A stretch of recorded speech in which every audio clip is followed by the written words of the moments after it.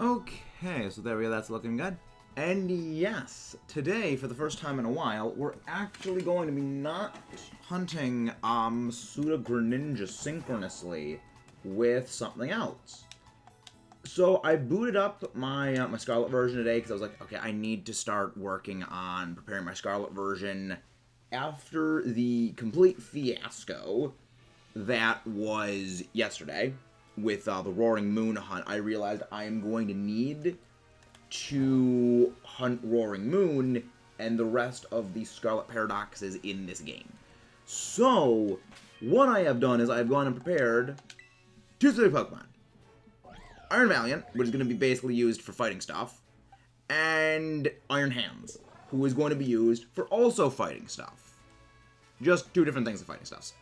I also learned, just in the process of clearing out the electric, because I have an electric outbreak today, which is the reason I tried to do this game, is there is a very, very good Pokemon for clearing out water-type, well, not water-type outbreaks, but just clearing out outbreaks in the water. And this is actually kind of feeding into an idea that my friend Echo might have mentioned, to me. I already had Scarlet grinded out. I've just been grinding in Scarlet a bit more because I need to grind in Scarlet more in order to get, like, the stuff I need to do in for it. So I've got a decent amount of Herba Mystic in the game already. But yeah. So I discovered there is one Pokemon that's actually really, really, really freaking good for clearing out Pokemon outbreaks in the water. And that's Quaxcaball. Because I was like, oh yeah, I can go with, like, Veluza, I can go with the Zoom. I'm like, no, Quaxcaball's, like, super freaking zippy. Yeah, I'm not hatching eggs today. Also, if you guys have any Terra Rays, like level 5s and stuff, we're happy to do those. Yeah, right, I gotta go green. There. 2 yellows. Yeah, you can see the very minimal nature that is this game's shiny hunting stuff collection. Very, very minimal. But the good thing is that I don't need to grind as heavily in this game, because the main version we're playing is Violet when it comes to our shiny hunting, so we're really going to only periodically need to come into Scarlet for assorted things like, you know, say, the Scarlet paradoxes, and then, like, certain version exclusives, which even then, like, some of them I might honestly just make as Masuda hunts. But yeah, I, thankfully, have figured out just a simpler way of doing this, and that is, I'm just going to be hunting in this game. I got Iron Hands built, and yeah, it's just all that stuff and things. But yeah, after the fiasco that was yesterday, there was no point in doing, like, the Union Circle double things. Like, I think the only way something like a Union Circle version exclusive hunt would work is if I have 3 people with, like, Scarlet in Area 0, just, like, babysitting me within Area 0. Just to get, like, the wide enough radius. Oh, trust me, Roost. There's far less appetizing sandwiches I've seen made in this game. But how you doing, Roost? How are you guys doing? Just some off-stream stuff that's going on.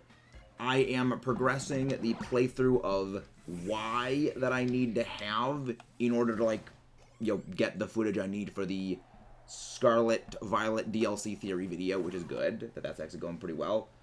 But yeah, it is time for us to start hunting Electric. Now, Electric is, I don't think, going to be as bad as I thought it was, because it does somewhat stand out, because the eye is yellow. There's, like, the highlights on it are green. And I believe the body is a different shade of color. So yeah, the body is, like, a slightly noticeable different shade. The good thing is that with this, I can also hunt things like Tadbulb. I can hunt things like it is Metroid. It is Metroid, Roost. On this channel, the Eelektross family is known as Metroid. For those who wonder why I call it that, I refer you to the Black to Blind series, where the absolute MVP of that game was an Eelektross I nicknamed Metroid. Like, the great thing about that was, I decided to name it Metroid kind of on a whim. Because it was like, oh, it kind of looks like the Omega Metroid, and, you know, like the Metroids, it's got, like, no weakness naturally, because the circumstances it takes to actually give Eelektross a weakness are kind of janky and weird.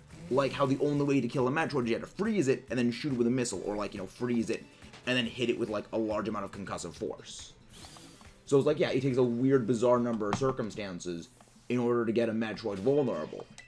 And then we played, eventually, the series I am the most proud of, which is my Metroid Samus Returns series, and I saw the Omega Metroid, and it's like, wait, the Omega Metroid is, like, on all fours, no, it's on 2 legs, has a massive clawed arm, like, massive clawed arms, it has fire breath, it sucks the life force out of things, and it can also float and manipulate electricity, as we have seen with the previous Metroid forms. It is literally the perfect name to name it Metroid. So it was like, yes, everything was perfect for it. And then, like, in the Omega Metroid boss fights, you know, it like, breathes a massive blast of fire. It even has the same color scheme, and one of the Omega Metroid's attacks is it will slam its tail on the ground and cause, like, a massive rock slide, as well as it has slashing attacks. And, well, it just so happens Eelektross gets moves like Rock Slide, it gets moves like Dragon Claw, Flamethrower, it sucks the life out of things in the Metroids, it gets Giga Drain. It was the perfect name. And Metroid the Eelektross also continued this just bizarre trend of any time I have a story playthrough Pokemon holding the Rocky Helmet, they just become my favorite Pokemon of that playthrough. It's just weird, and it's continued to happen all the time. Should commission someone to mod Violet just to change Dynamo Eelektross into Squiggy, it'd be heaven. So what even was Squiggy? Was it just like a shiny, or was it just like a specific one that you had in like a Nuzlocke run? Because I remember you've mentioned the story before. Yeah, the only worry I have with this... Wait, is that it? No. My only worry I have with this hunt is I know Electric does not change very much when it is shiny. I mean, there is a slight difference. But I'm worried I'm going to overlook it. My day's going pretty well, Aiden. I've brute forced my way through most of X. I finally got my Malamar evolved. I have finished putting together my entire team for the X playthrough.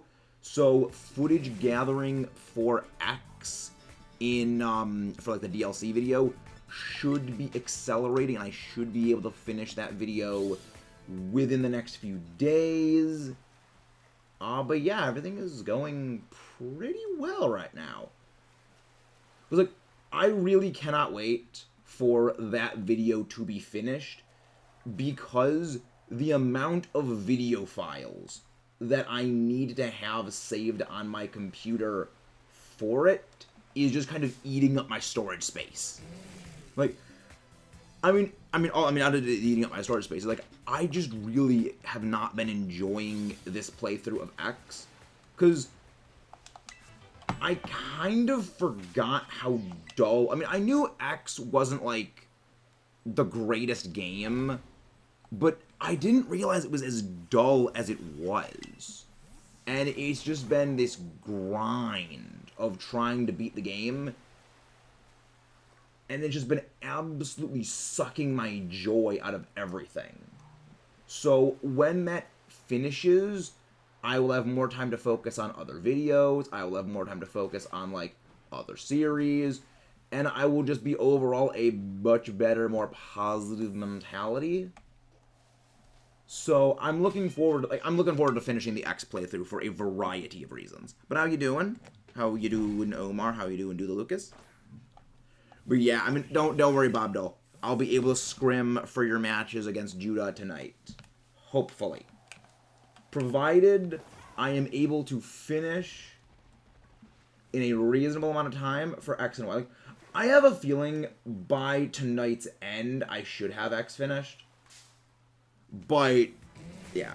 Because, like, the hard part for it is, I need to go grind for very specific materials. I need to go find, okay, I need to get footage of, like, Mega Charizard. I need to get footage of the, Obama Snow. I need to get footage of, like, all the Mega things.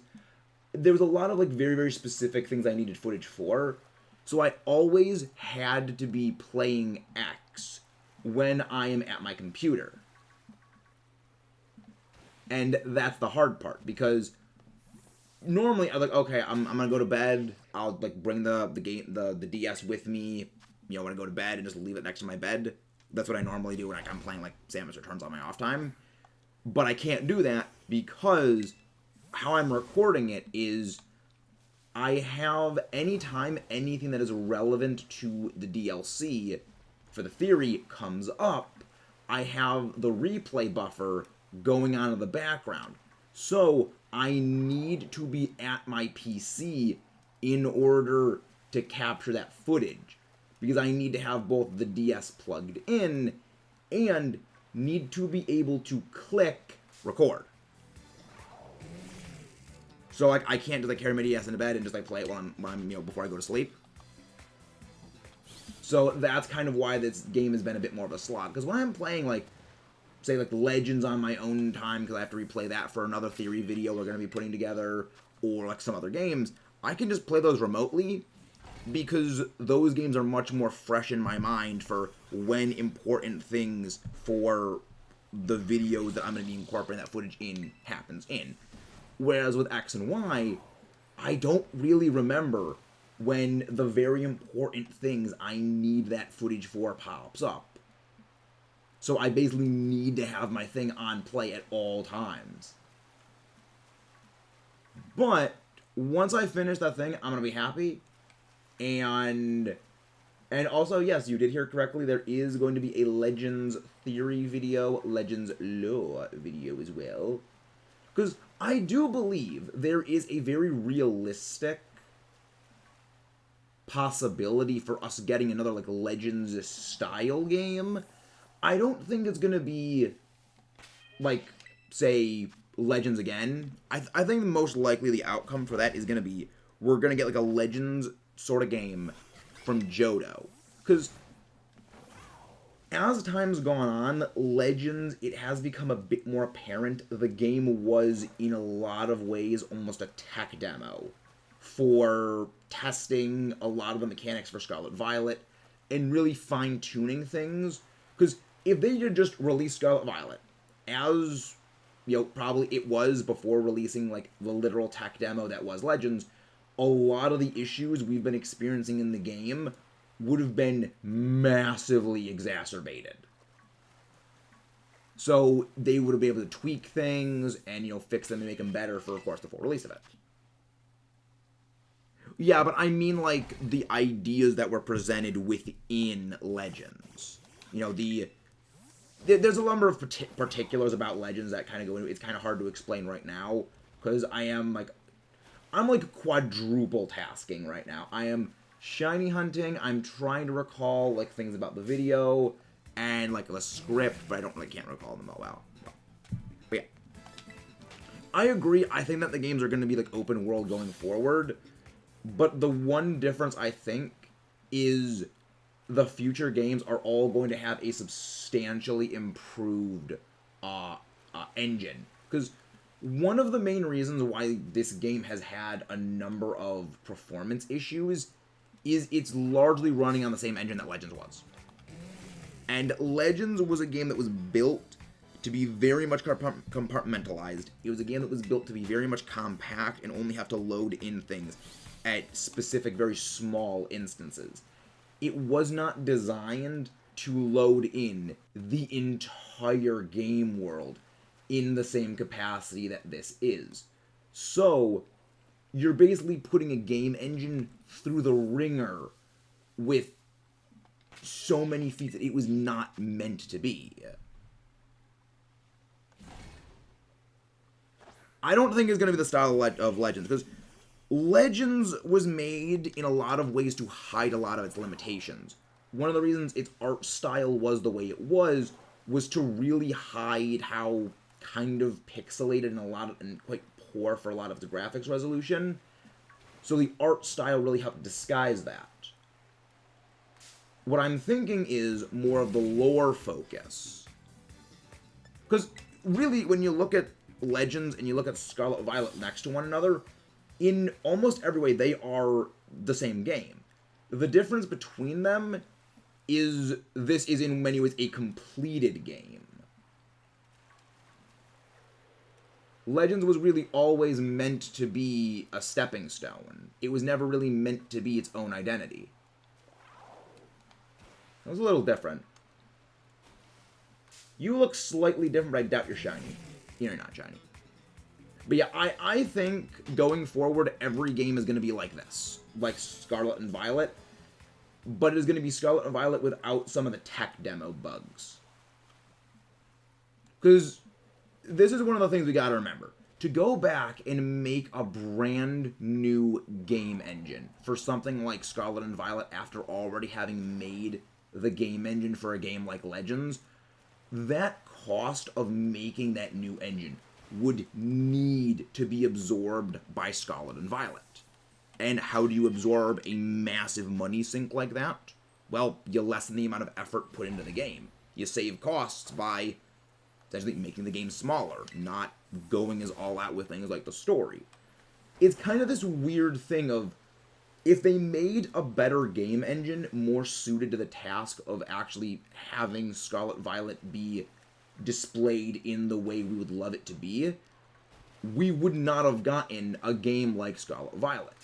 The game would be a massive downgrade, because they would not have been able to put the same time and the same effort into building the game. So, in some ways, I think it's better that they reused the engine from Legends, even if it made there be like these graphical issues, even if it made there be some performance issues, because if it didn't have those, the game as we know it would simply not exist. You know, it's kind of a case of, would you rather have a game like, would you rather have like a game that runs like flawlessly like Legends does, but it's nothing like Scarlet and Violet? Or would you rather, you know, take the few little aesthetic bugs and problems that occur, take it on the chin, and have the great game we got? You know, it's kind of which way do like you fall on that line. And are you shiny? You look slightly different. No, you're not. Yep, I love Eelektross. I gotta say, when it comes to my favorite Pokemon from Unova, I gotta say, I think Eelektross might be in the top 3. I love this thing. Like, Metroid just did so well. And I would love to get a shiny of this thing today. Honestly, the bugs haven't moved. Exactly, like, the thing is, the bugs are really just graphical. I mean, and one of the reasons why the graphical bugs do happen is I've seen like a lot of breakdowns on the way in which the game actually loads the world in. Basically, whatever direction your camera is facing, it will load the entire game world into that direction.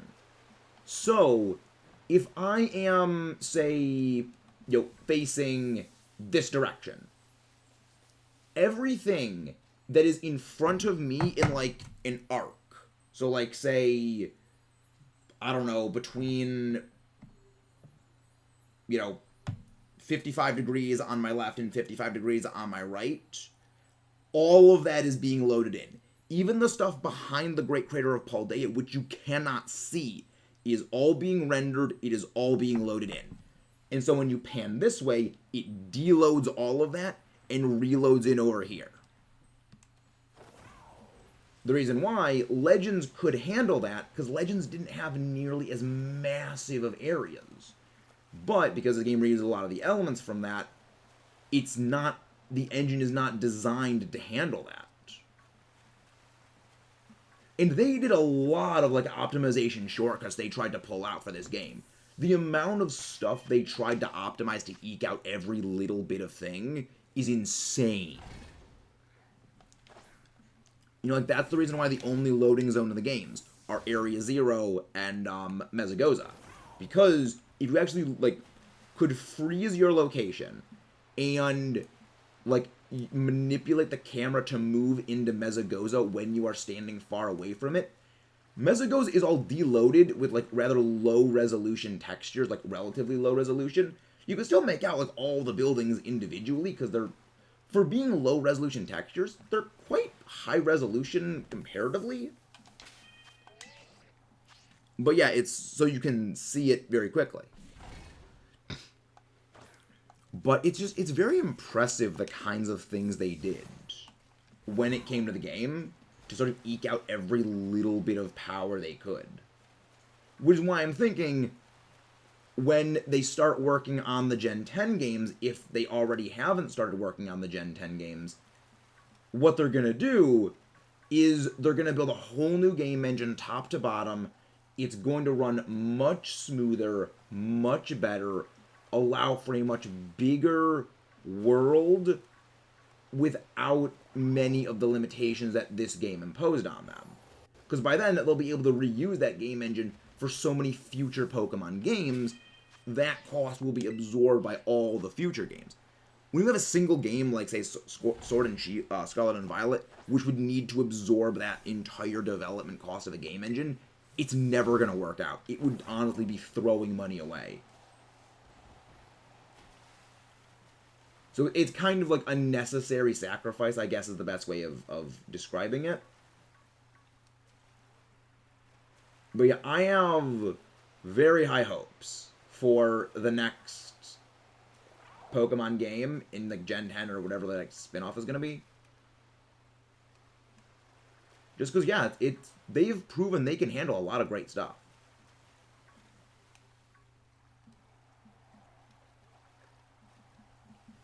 You're not shiny.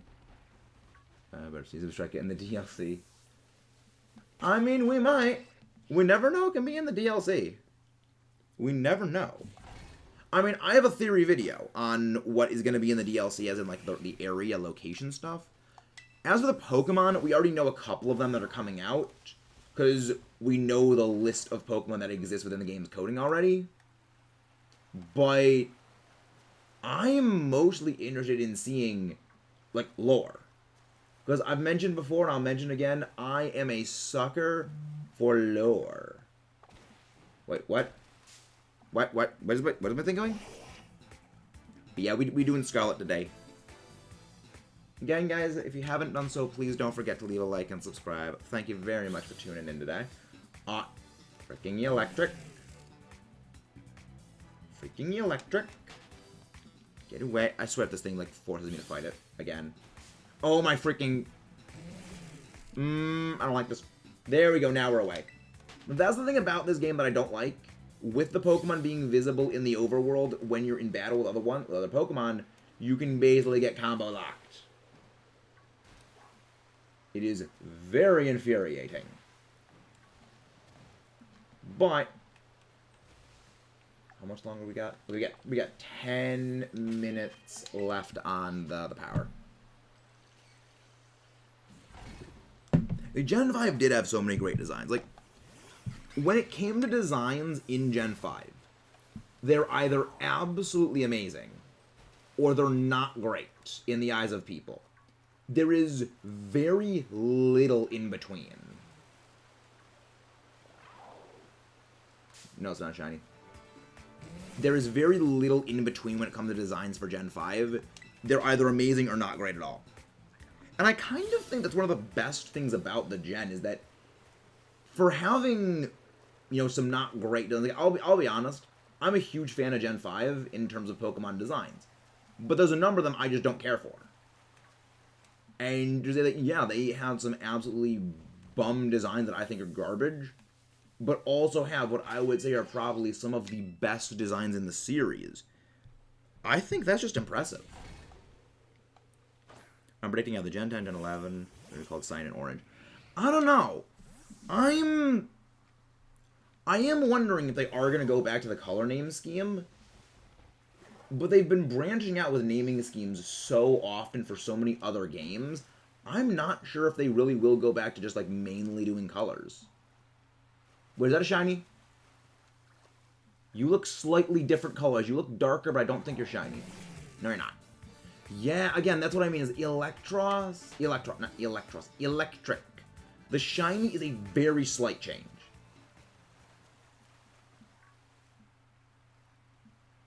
So it can very easily throw me off. I mean, I certainly picked a heck of a Pokemon to shiny hunt. You know, 2 of them I'm hunting today are Sandy Shocks and Electric. So, I'm gonna need to keep my eyes, like, super sharp out. But, yeah. I'm not expecting to get the shiny on the first sandwich. I've mentioned before, when it comes to aquatic shiny hunts with sandwich powers, I do not expect to get the first shiny, or at least, like, a shiny within maybe the first 2 sandwiches, because of how much slower sandwich resetting within the water is. You don't get less spawns, but you can't reset your spawns as quickly. You move a bit slower in the water by default. In addition to you need to move further away in order to reset everything with the picnics. So it's less spawns with less encounters means you're not really hitting the 23 encounters a minute benchmark that I like to try hitting for my on-land sandwich hunts. I'd like some of the Gen 9 Pokemon, but Gen 9 as a whole is not... Really? What is your favorite one then, Omar? I'm curious.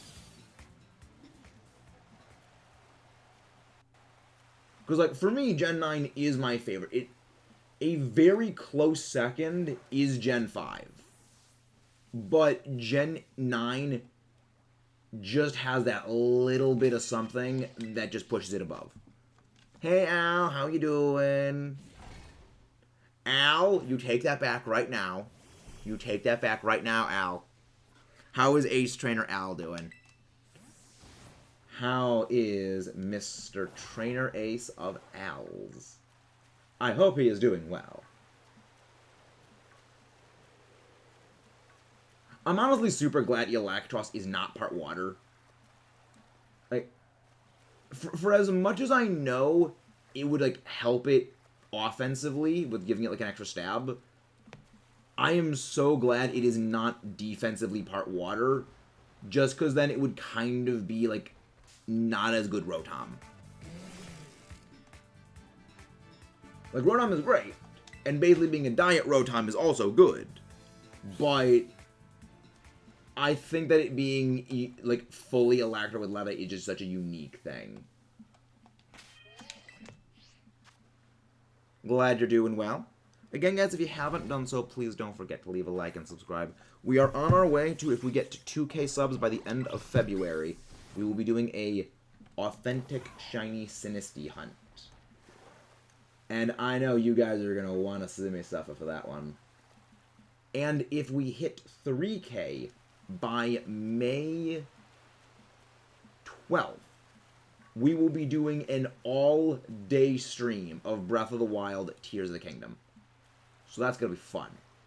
It is going to be maximum suffering for maximum entertainment value on your part! There we go! Alright. I know for an absolute fact You do not have Wild Charge by this point. So, I'm still gonna play it safe. Hypnosis. Let's go. Can we get that like spike going for that shiny electric? First shiny of the day. Electric is fast asleep. Again, I love electric. One of my favorites from Generation 5. Such a unique idea. Such a fantastic Pokemon. And the best part is, it's just fun. Like, that's catch. Like, Tinkaton and, like, Cradily are two of the Pokemon that I say fall on the line of, they just amuse me. I love them because they're so amusing. Ooh. Ooh, you've got a mark. Hello, Electric. Hello there, Electric. The best part is, that is also female. The original Metroid the Eelektross was also herself female. So, that's pretty good. That's pretty good. What long we got? We have 3 minutes left.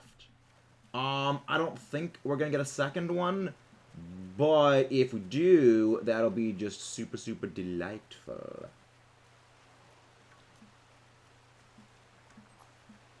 I'm very glad that I got the shiny Eelektross, Electric over here, because I know over by the waterfall, things can get a little problematic. Thank you, David Doss. But if you're sick, you should go rest. Buzz Mimikyu entered a very interesting. Mimikyu was only recently identified as a Pokemon. Previously, people thought it was just a ghost wearing cloth. Yeah, that makes sense. I mean, it is a thing that wears a cloth. So, like, I can say that, but that makes sense. I like that. Like, again, Mimikyu, another Pokemon I absolutely love. Think it's fantastic. And just fantastic ideas overall. I think the sandwich might run out. No, it's not. I am surprised we got the electric that quickly.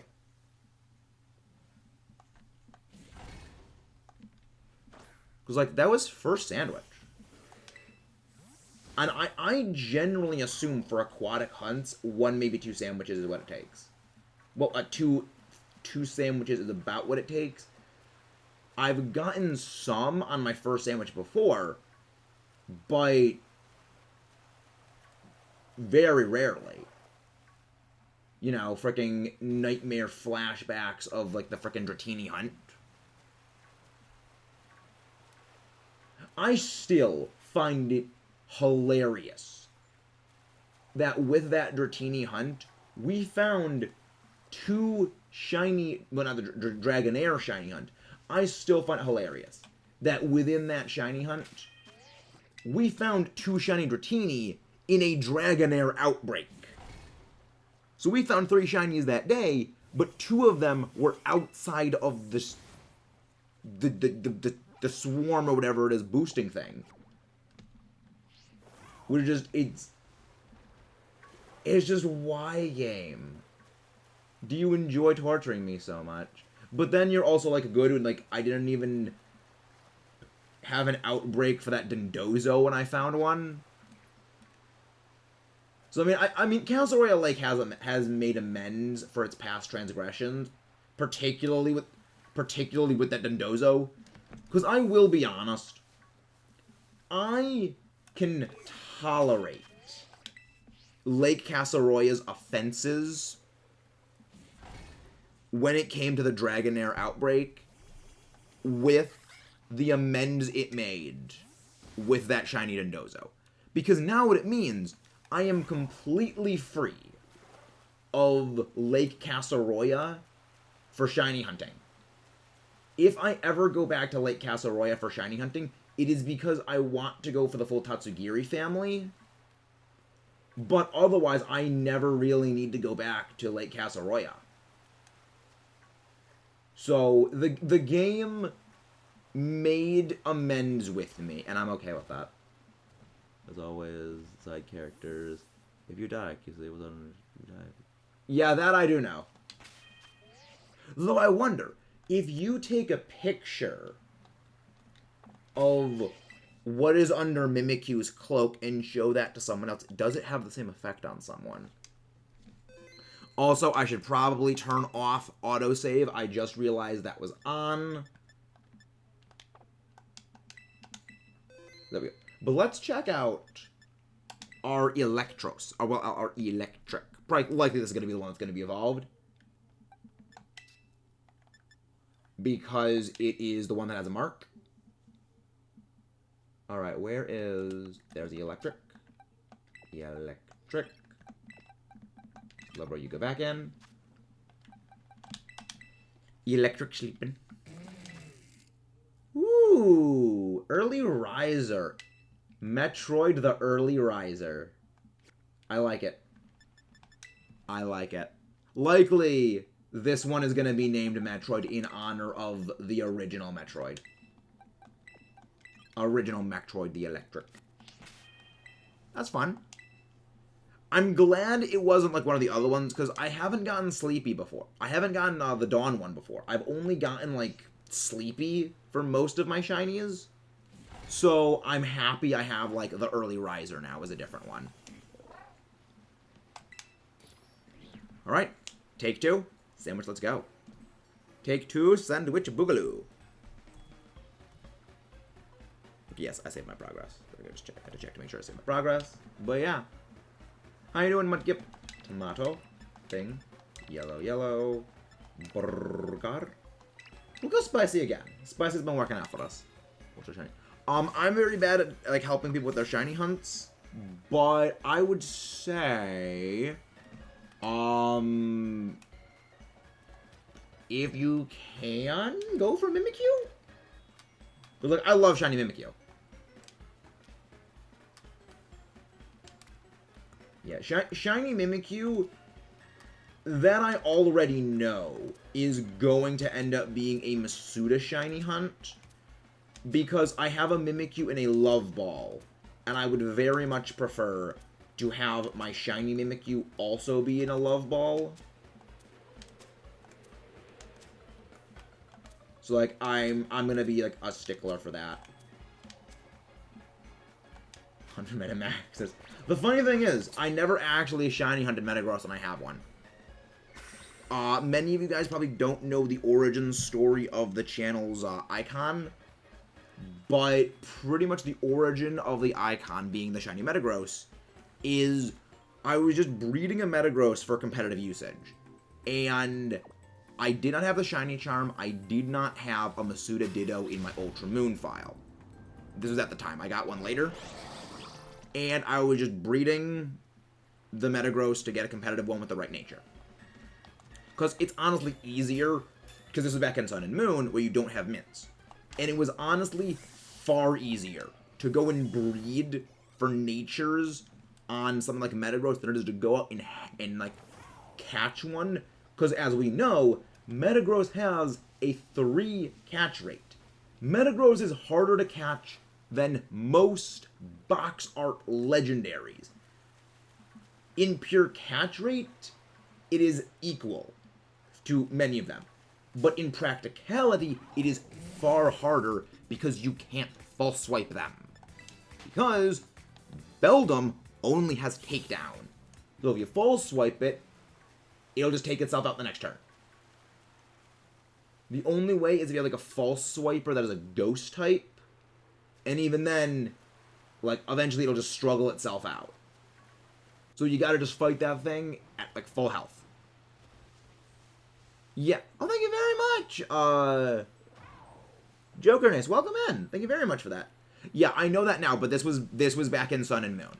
Well, Ultra Sun and Moon, but you get the idea. And I needed to just get one for competitive in there, because I was going to do a competitive thing. And, like, okay, I want a Metagross for it. So it was easier for me to just breed for Beldum, hatch them, and just fish for the right nature than it would be to go out and deliberately, like, synchronize catch something. Because it also has a very low encounter rate in, I think it's Hakulani Trail, because it's by the Hakulani Observatory.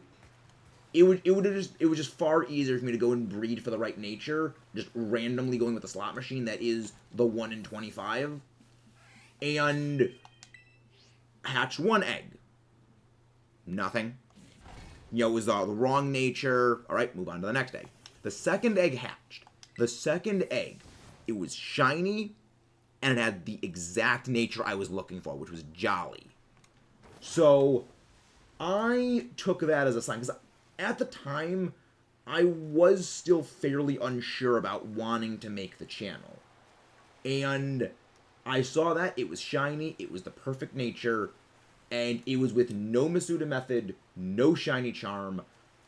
I took that as this is a sign. We are going to be making the channel. And that's where the icon came from. I mean, the other thing is you gotta remember, the reason it has takedown and that, like, the reason why Beldum was set up the way it was with takedown with ridiculously low catch rate is you're not really meant to get Beldum in the wild. In most of the games, until... You know, the only game where you can catch Beldum in a battle was, I'm pretty sure, the first one was Sun and Moon on the Mount Hakalani Trail. In the other instances, it was like Heart Gold, Soul Silver. You caught Matang inside of the Joda Safari Zone after beating the game and unlocking the object. Or you got Beldum from a trade by Steven, which you're not fighting Beldum, so you're never encountering you're not encountering takedown that way. You can flee away. In Gen 5, you can find Matang and Metagross inside the Giant Chasm. I don't believe you can get it in Platinum. I'm pretty sure Steven trades you it in Platinum, or he gives it to you. Maybe it was a Swarm, though. I could be wrong on that. If you could check that, Al. But then you have, in Gen 5, you have, you know, it's found in the Giant Chasm as a Matang or as a Metagross. In Gen 7, you can catch them on the Hakalani Trail, but I believe that is the first instance you were able to fight a Beldum in the wild that takedown comes into play. Because the only other time you could catch a Metagross, like in Gen 3... Okay, so it's a Swarm then. Okay. I was wrong about that. Okay. Because the only other time was you could catch it was back in, if you remember this, Colosseum. Not Evis. Nazgûr. His shadow Pokemon was a Shadow Metagross. And I didn't have takedown, actually. But yes, you fought Nazgûr's Shadow Metagross. It wasn't I mean, there was the Swarm, though. So, most of the time, you really did not encounter a Metagross that, a Beldum that was capable of, like, taking itself down. The only time you could was on Swarm in Diamond Pearl Platinum. And that was, like, very, very specific. So it really just never came into play. I was going to get my shiny in Ruby to beat the game and hunt the Groudon to the final Velvet.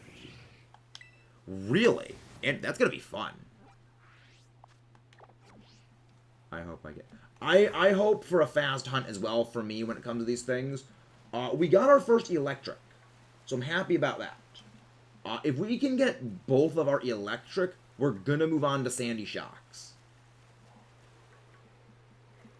Because I would love to get a Sandy Shocks. I mean, I would like to eliminate all of the version exclusives in Scarlet as soon as possible. The only reason I'm not really doing a version exclusive hunt today, primarily, what the heck, is I saw I had an electric outbreak, and electric is one of the hunts I dread. And Nick, how you doing? Omega, Ruby Game, I transferred, I lost my... Oh, no! No! Darn little kids, Al. This is why I do not trust small children. Because they do things like that.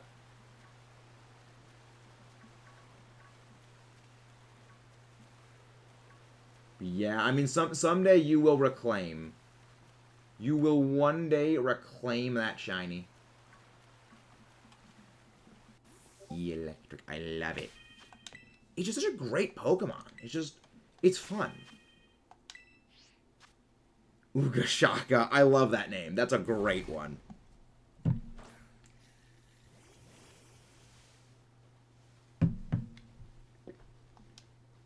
Ah, siblings. Can't live with them, can't live without them. Mood. And my brother and I, we get along okay enough. He's a bit extreme on the emotional spectrum. He kind of like is a bit overly aggressive about things, and then a bit overly apologetic. So it's like we think he might have like bipolar to a degree, but we're not sure. I mean, it could also just be him. Like, he is a very apologetic person. He realizes, like, yeah, he screws up at times. I think it's more he just doesn't really have a good handle on, like, controlling his tempers more than anything.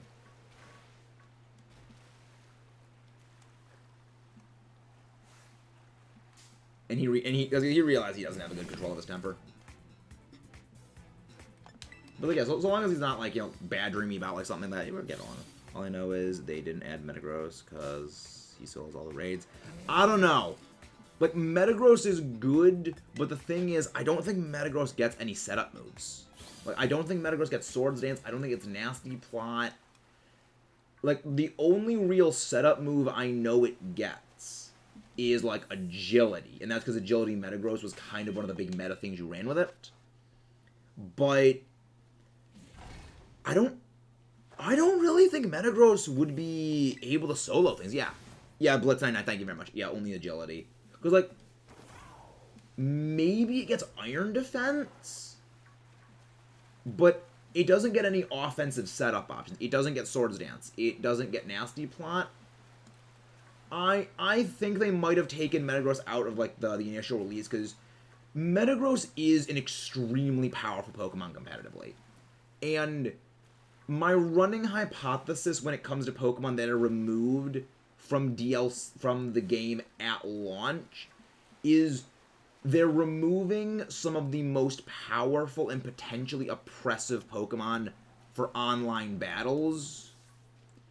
Because when you have that, it gives the people who they like these other more niche picks, it gives them a chance to actually use the Pokemon they like. Like, the example I will forever and always point to as one of the greatest reasons for, like, the Dex removals is people love Flygon. But in a game where Garchomp by default exists, Flygon will never have a chance. Garchomp is just too good. So, removing Garchomp from the equation, early Sword and Shield, like for the first, however long it was until, online, however long it was until the Crown Tundra came out, Flygon was the thing. It was so insanely good. Because it does a lot of what Garchomp is capable of doing, and I think it even does some things a little better, because, like, it does get things like Fire Punch and Thunder Punch. So, like, it lets it hit a couple of things, and it also has Levitt, which, like, Levitt hits a great ability. Is that the removal of Garchomp allowed Flygon to just shine. And there's a lot of other Pokemon where the same thing happened. Like, Lapras was a monster competitively, because it could just come in against, like, big water types, smash them with Freeze Dry. Like, Lapras was the bane of every single Kingdra. It was the bane of every Dracovish. It was like the bane of rain teams in general. It was so good. Like, I mean, it was also the bane of, like, frickin' Gastrodon. And, like, Lapras never really had a good showing beforehand. This made it amazing.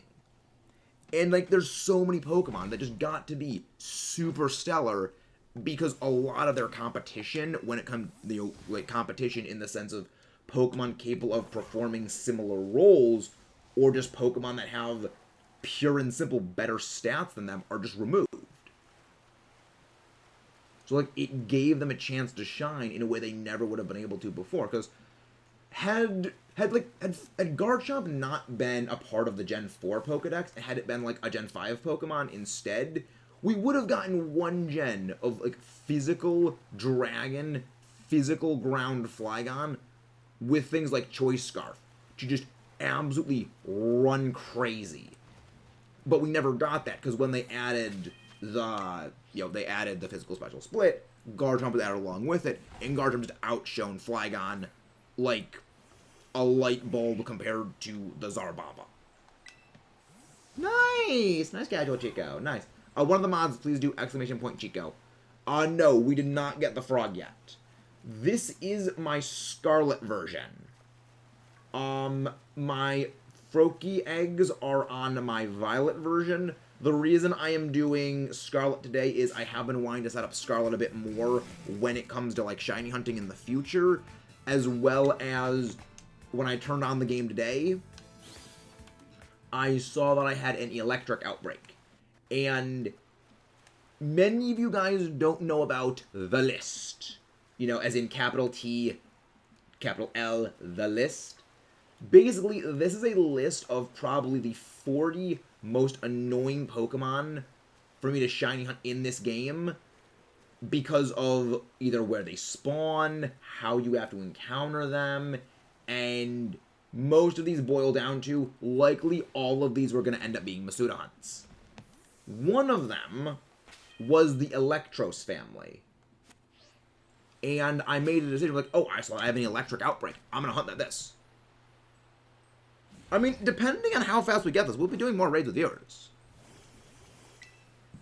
Because, like, the main reason I'm probably not doing as many with this file is the only thing in this game I have set up to basically be a raid attacker with is Iron Hands.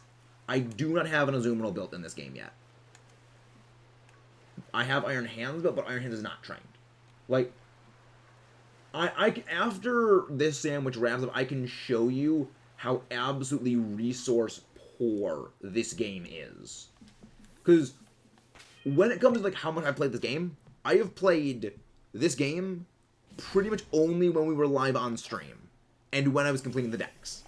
That's it. I would say within the last 24 hours, I have played this game as much as I have played it during all of my other time playing the game off stream put together. So this game is just not really set up in the same way. But yeah, much better would have been to keep. Did Metagross get Home Claws? Next Breath of the Wild stream is going to be Wednesday. We're going to have Breath of the Wild is going to be every single Wednesday. So Metagross used to get Home Claws?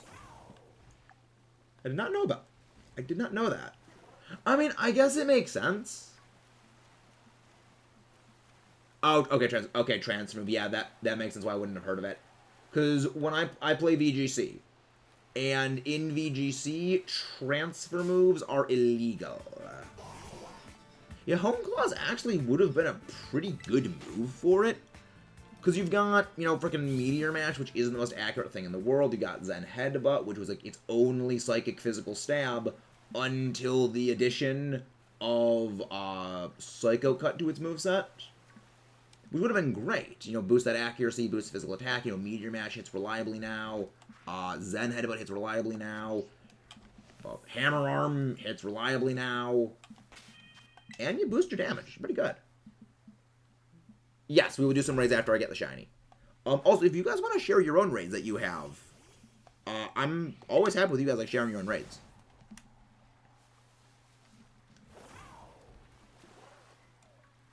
Yeah, Home Claws Metagross probably would have been pretty good. The only issue I really see with it is you need to set up the Hone Claws, and then you need to set up something like Agility, because Metagross really, really wants that Agility boost. And at that point, you're devoting 2 of your move slots to setup moves. And that, I mean, I guess that the other way to do is, like, use Psych Up onto something. I mean, the closest thing Metagross really ever got to, like, setup was copying with, Psych Up. I am not sad the things lost Toxic, because that was an annoying move.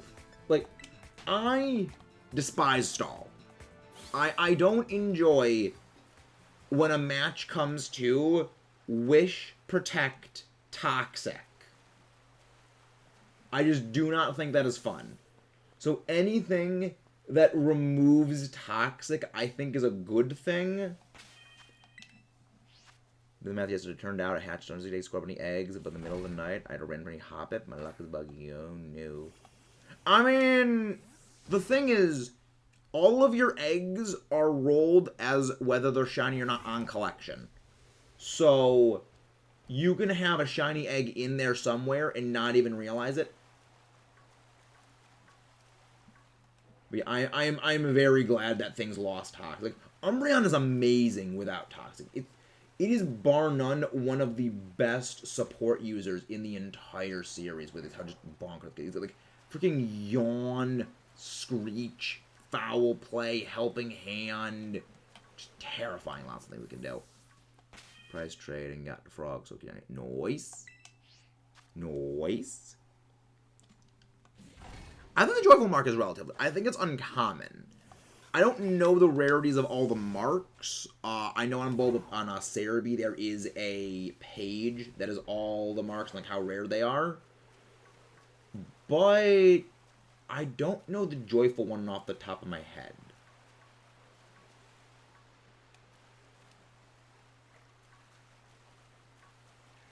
Come on, game, give me my next electric.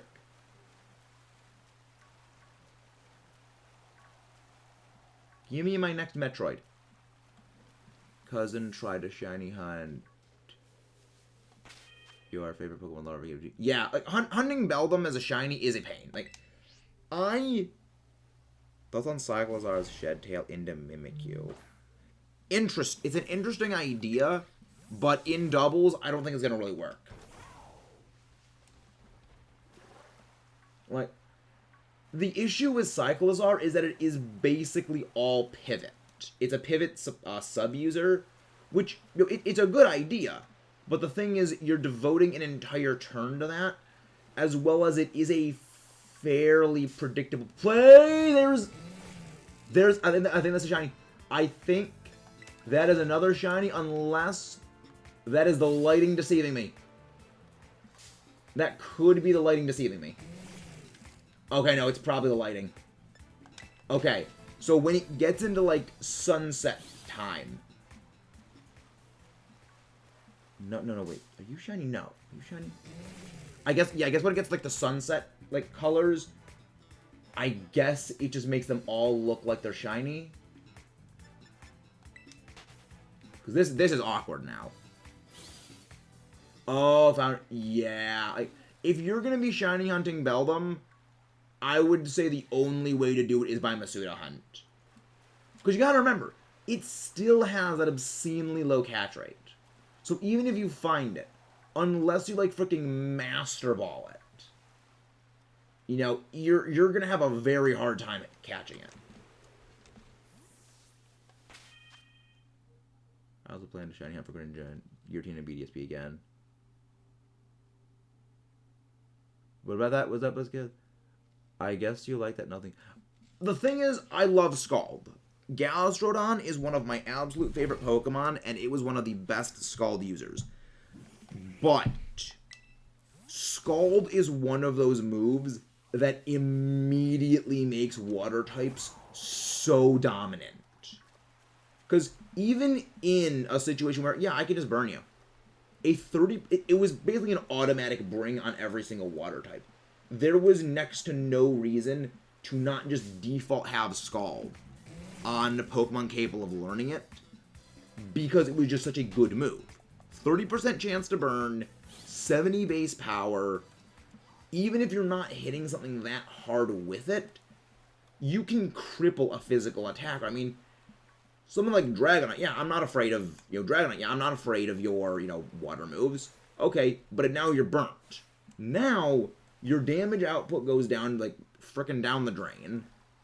And you're taking residual damage every single turn. Caught a shiny Bowlum on Crown Tundra only to... Nice, Joker Mace. Nice. I salute you, sir. Very respect. But also, guys, again, please don't forget to leave a like and subscribe if you haven't done so already. I would say Zygarde's shiny is a solid 6.5. It is a very solid 6.5. It's good, but it's not like super, super great. I do like Toothpaste Noodle, though. The Toothpaste Noodle does amuse me.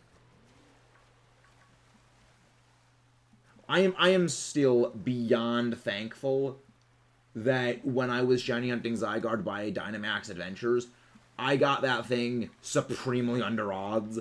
I got that in 30 successful Dynamax Adventures. Keep in mind, we had probably 200 total Dynamax Adventures, most of those being fails. Estimate time for shiny. Depends on what method. For picnics, for sandwich hunting on land, I would say maybe within the sandwich. So probably say 20 minutes to 45 minutes.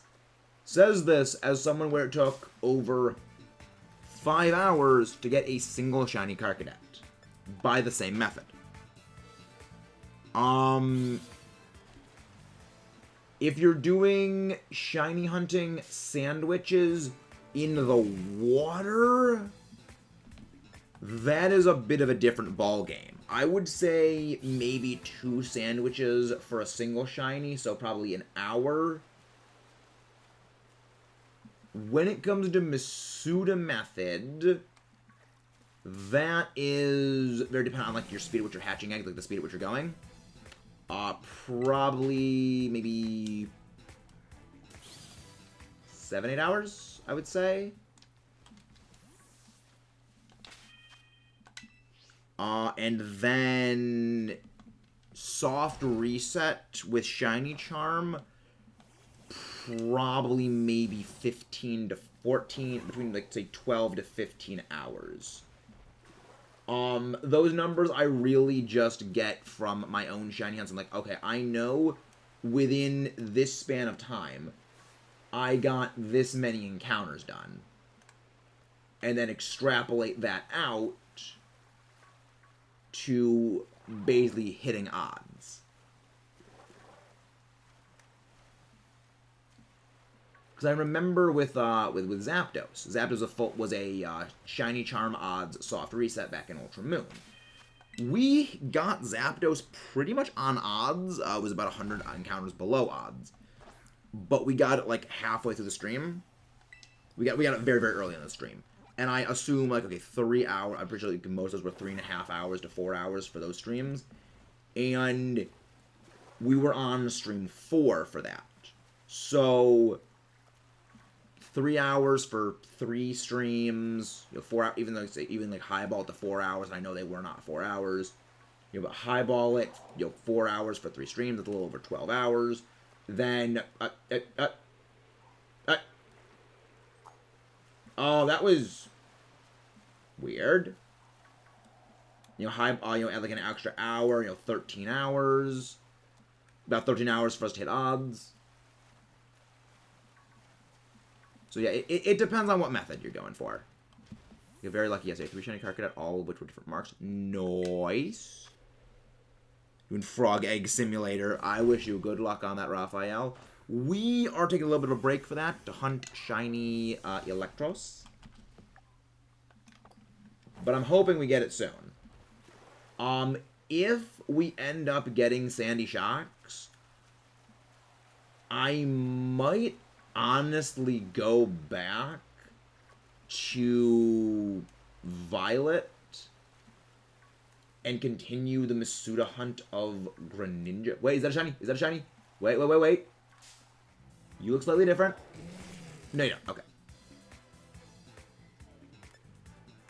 Yes, I think I am going to be doing Safari Week again this year.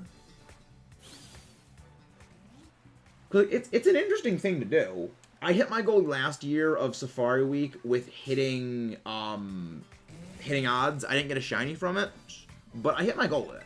I wanted to get myself to odds. We did, and we went exceeded odds. No shiny, but hey, that is the game you play with Safari Week.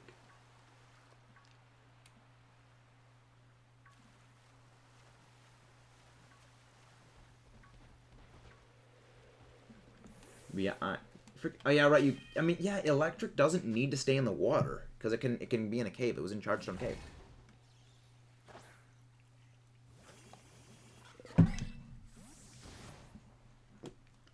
So, what has everyone's worst shiny hunt been? So, took you the longest, with longest being most over odds.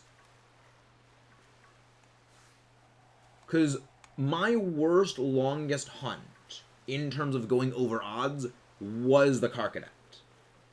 You know, the Carcadet managed to take the goal of being my longest over odds, you know, longest as in most over odds hunt away from Ho-Oh, because that was like 10 sandwiches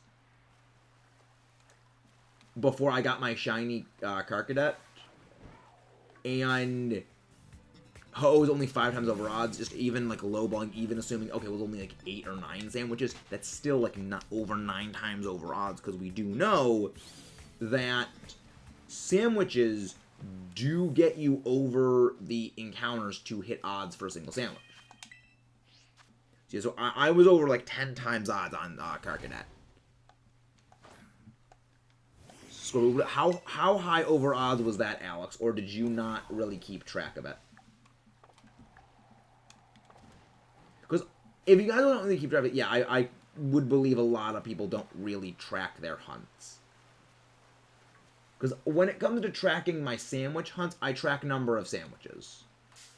Because it's easier, because I assume, okay, every sandwich is going to be maybe 7, I just assume, okay, maybe everyone's going to be like 700 encounters for a single sandwich, just mathematically it's easier. You add on maybe a little more. And for like Masuda ones, I keep track, obviously.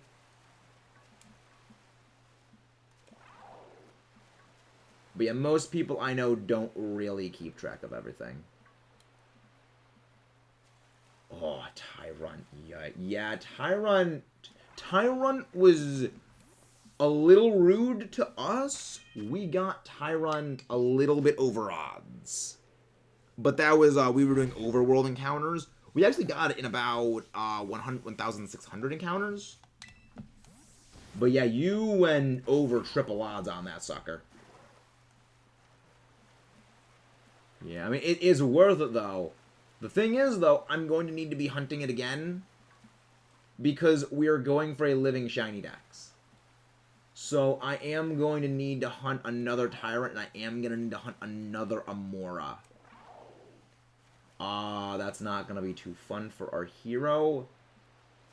But, like, the thing is, I might honestly go back to hunting them the same way again. Because Masuda Method back in Sword and Shield, like, Masuda Method in this game has spoiled me for Masuda Method in any previous game.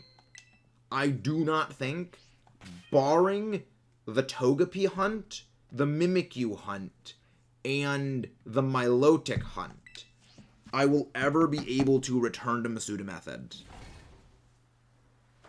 Oh, nice. 5-star, what is the Terra type of the Scizor raid?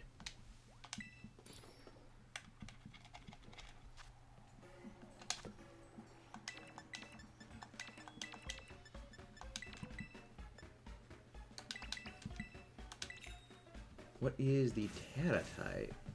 Fire. Ooh. Not too bad. I mean, a Azumarill would probably we'd be able to easily chunk that thing.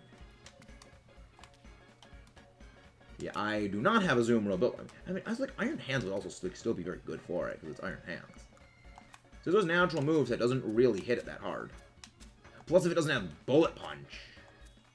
I mean, not Bullet, but if it doesn't have Technician, it's going to lose a lot of its power. It's kind of weird. When you really think about it, when you fight a Scizor that doesn't have Technician, it's so much easier to beat. Because it really needs the Technician to do a lot of its best damage with things like Bullet Punch. Otherwise, it's just very, very slow and it can't really exert the same pressure.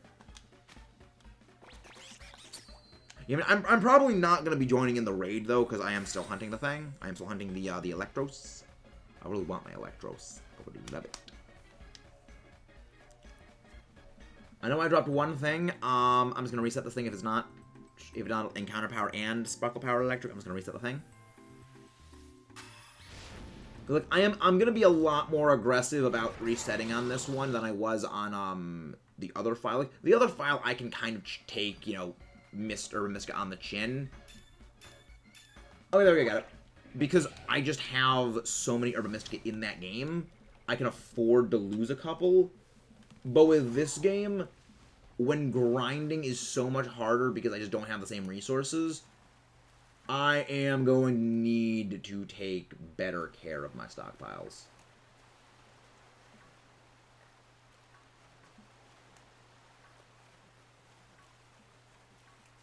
So I'm going to be more aggressive about it. You know, I say that as I forget to reset my game. So, yeah.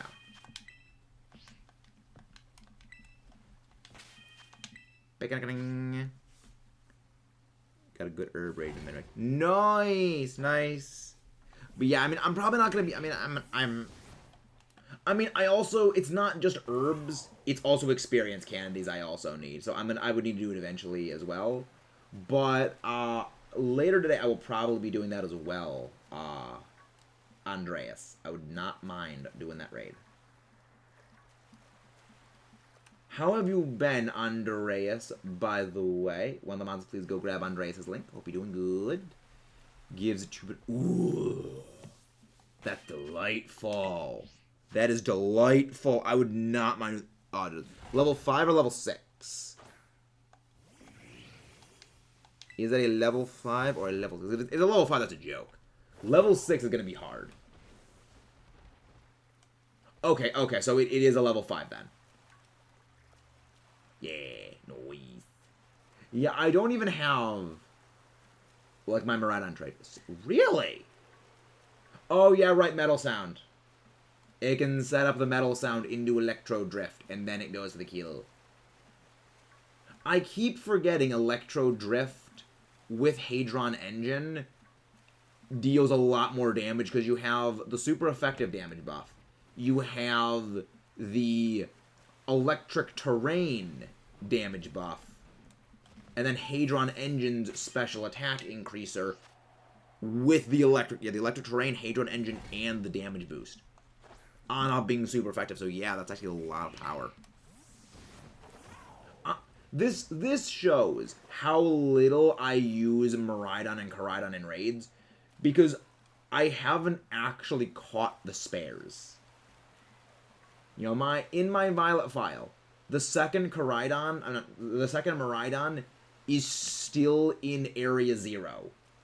And the other Koraidon is still in Area 0 in this game. Times Acid Spray, Metal Sound, Fake Tears, Combine, plus Combine on Miraidon. Ooh, I love it. Yeah, I'd probably say it would be better to go with, like, Metal Sound or, like, Fake Tears for it. Because you would have, like, support users using Fake Tears and you set up quicker. Yeah, that's fine. Yeah.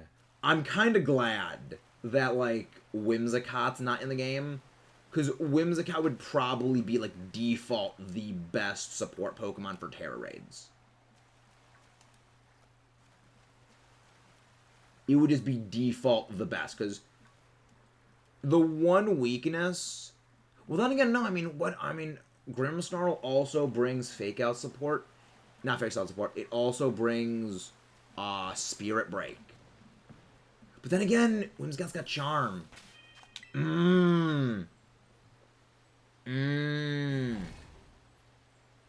That's hard. Yeah. It's got... Like, if both Whimsicott and Grimmsnarl were in this game, like, those, I would say, bar none, are the two best support Pokemon, just in general, for Terra Raids. Because, like, Grimmsnarl's a beast because of Spirit Break. You can use it to cripple any special attacker. I mean, provided it's not, like, it's not a fricking, like, Gardevoir that just sets up infinite Calm Minds. Because the only thing Grimmsnarl really struggles with is fairy special attackers because of, like, them just setting up infinitely.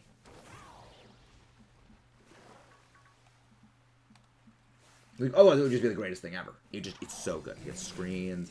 But because, like, you get, like, Gardevoir, you get Hatterene that just, like, set up so many Calm Minds. That one looks different. Okay, no, it's not. Because they just love to set up their Calm Minds. Even though Grimmsnarl is able to debuff them with Spirit Break, they still have their Fairy Stabs, which will still do a lot of damage. You know, even if you've got, like, Light Screen up, it still does a good amount of damage, because they can purge away their debuffs. But yeah, people use support debuffs. Yeah, it's so... I love the debuff support moves. They're so good. Like, for as much as I hate how, like, buggy the Terra Raids are in Scarlet and Violet, the fact that it, like, forces you to use, like, support and to learn more things about battling beyond just big damage attack go burr, I like that. Because...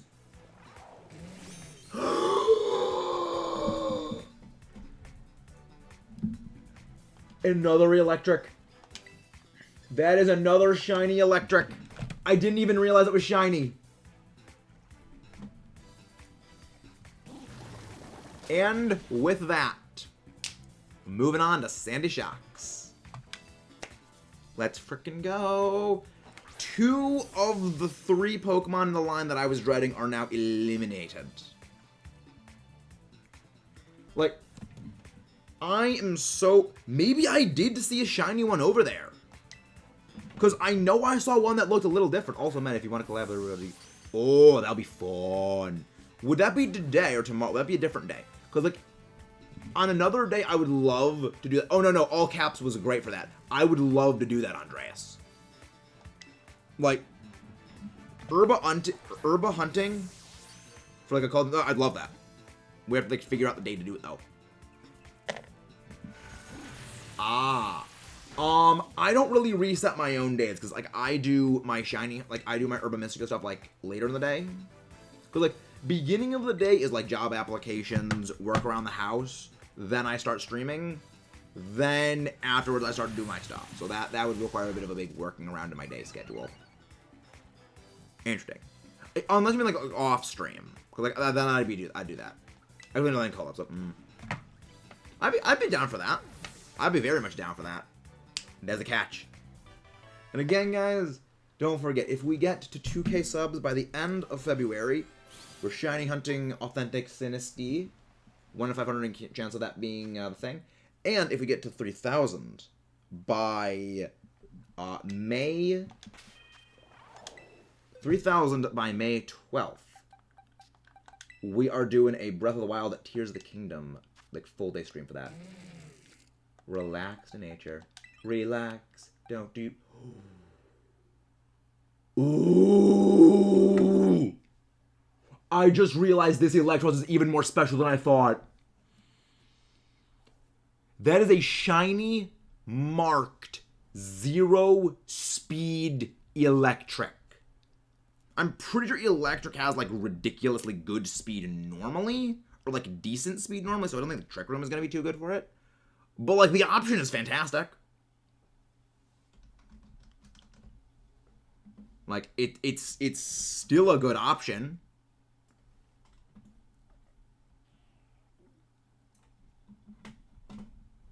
She going trick room. I love it. Eelektross. Let's check the stats. I want to check them. I didn't even realize that. I'm so thankful for that. But yeah, now we're going to go look for Sandy Shocks. We're gonna go to Area 0. Let's frickin' go, people. Frickin' go. I do every time someone else spams the deep over heel cheer. Do you have a good clown sire with great magneton? Not sure what you mean by, like, magneton for it. Because, like, you mean Magnezone?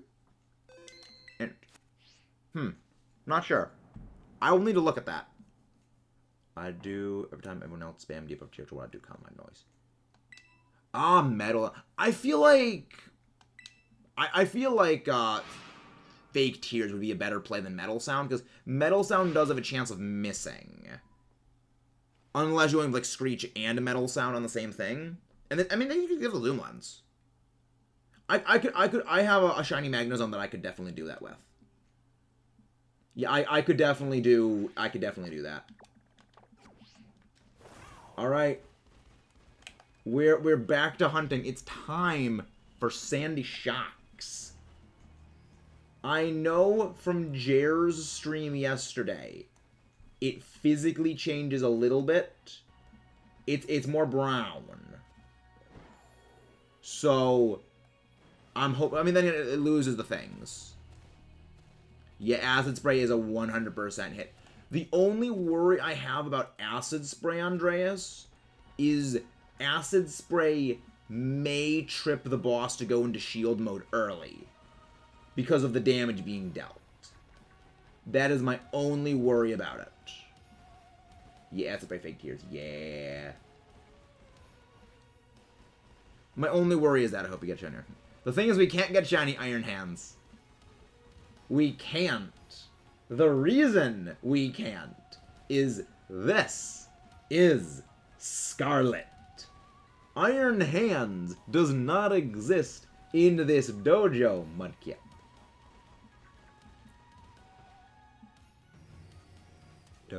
Didn't do it on stream. Interesting. Let's see, so black body, gold body, black legs. Yeah, I know it changes a little bit. Like, the body's a little more golden, like brown, bronzish. But I remember I was in Jer's stream yesterday. We raided Jer yesterday when he got it. And it was very, the change was not that much.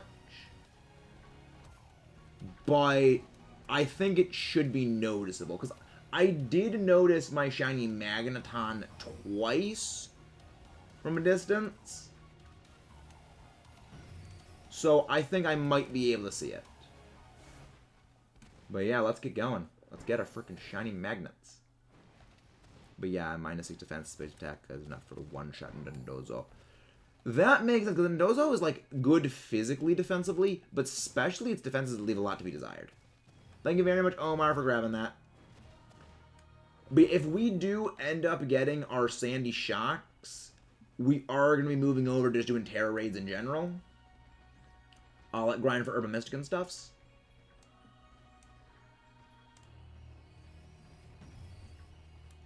But yeah, this is going pretty good. Like, we got Eelektross.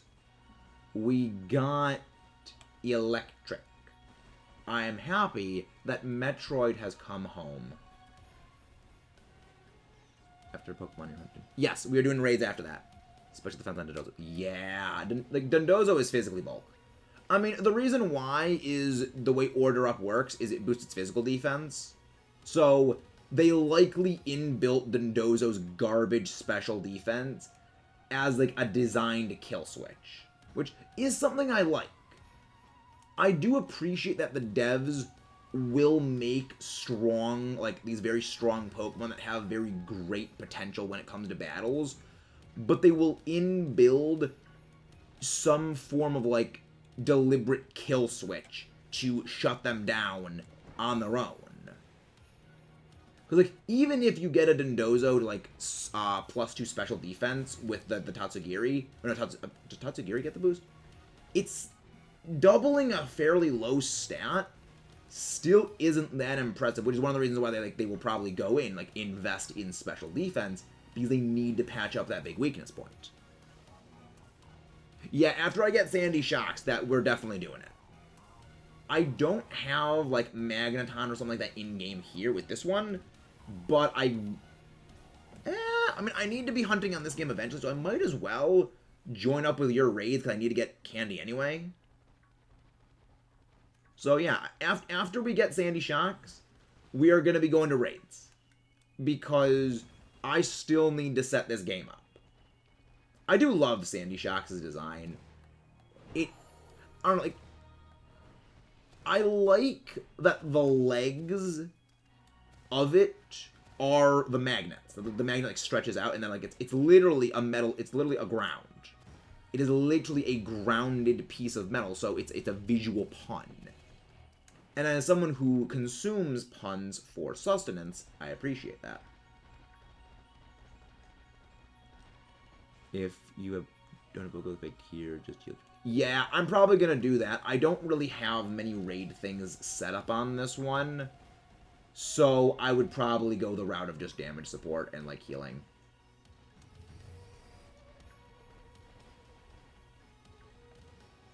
But yeah, I love it. The number 121. I have a shiny Dondozo in my Violet version. I love it. It's a big, silly, golden catfish whale thingy. It's like, again, I do not have 2 switches. Andreas, not all of us are like, rolling in it. I do not have 2 switches yet. Eventually, I plan to get 2 of them, but I do not have 2 at the moment. Eventually, I plan to get a second one, but like those are future Maxis's plans. Because I mean, the other thing is when Home comes out, I will be very easily capable of building a Pokemon in my my Violet version, dropping it in Home, and then just sending it to myself very easily. Which is more so what I was kind of waiting to do. Because that's what I was going to do with my shinies anyways. I was going to, like, transport them in via Home, rather than, like, have an intermediary trade them. But it did eventually, I mean, eventually I have plans for that. Want to borrow from my cousin. Ah. Yeah, I don't have anyone who's, like, I'd be able to borrow a secondary switch from. Yet. It was hard for you. Not really. The hardest part about Iron Hands was the fact that we phased on Iron Thorns beforehand. Because, yeah, for those who don't remember the fiasco that was the Iron Hands hunt, we were hunting in, like, wait, is that a shiny? That is a shiny Raichu! Hey, look, it's a Kalechu.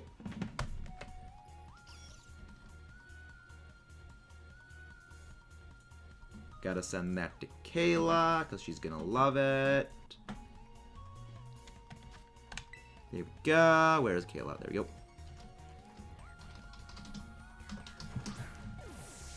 There we go. It's a phase.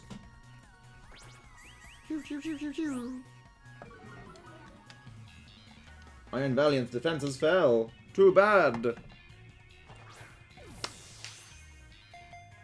It's like, that's my one worry. Again, every time I hunt a Paradox Pokemon, I phase. It's the new... It is the new freaking Iron Thorns. Like, right as I was just talking about how we phased on Iron Hands with our Iron Thorns. So it's like, it comes full circle. We always get, we phase on Electro types. Also, I feel like I always find random Dragon Ball. I mean, it happens a lot. When it comes to this game, when you're using sandwich powers that boost other... When you use a sandwich power that boosts a typing where multiple Pokemon of that same typing are present, you will find it frequently. It took a while to say that because words are hard. Yep, I just sent the thing to Kayla, like, yeah, we just found one. Because, like, it looks a lot different than I thought it would. Because, like, I'm pretty sure we already have a shiny Raichu from Sword and Shield. But, I mean, I'll always take an extra. I will always take an extra. Raichu's been into the party. Safe. And again, guys, please don't forget to leave a like and subscribe if you haven't done so already. Well, I mean, this means we're not going to get shiny Sandy Shocks. Because, like, that would require us tying our previous record, our previous former record, I should correct myself on. Because we have already beaten that record of 5 shinies on a single sandwich before. So, we would tie our original record of 3. Raichu and Pikachu, keep looking better. Yup. Wait, black legs. That one's legs look dark. Nope, that was just the lighting. That was just the lighting. But yeah, like, this area to shiny hunt for things in, I kind of like it, but also, it's a little annoying. Because you have to, like, jump down from here to go down, and then you have to climb back up.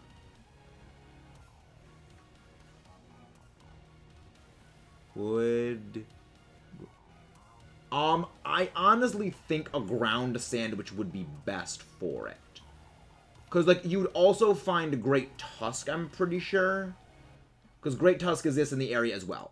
The thing is, we're still doing it, we were doing an electric sandwich because we just finished getting a shiny electric. So, like, I already had the sandwich running. I had 20 minutes left on it. I might as well go around here for Sandy Shocks, because that was the other thing we're hunting.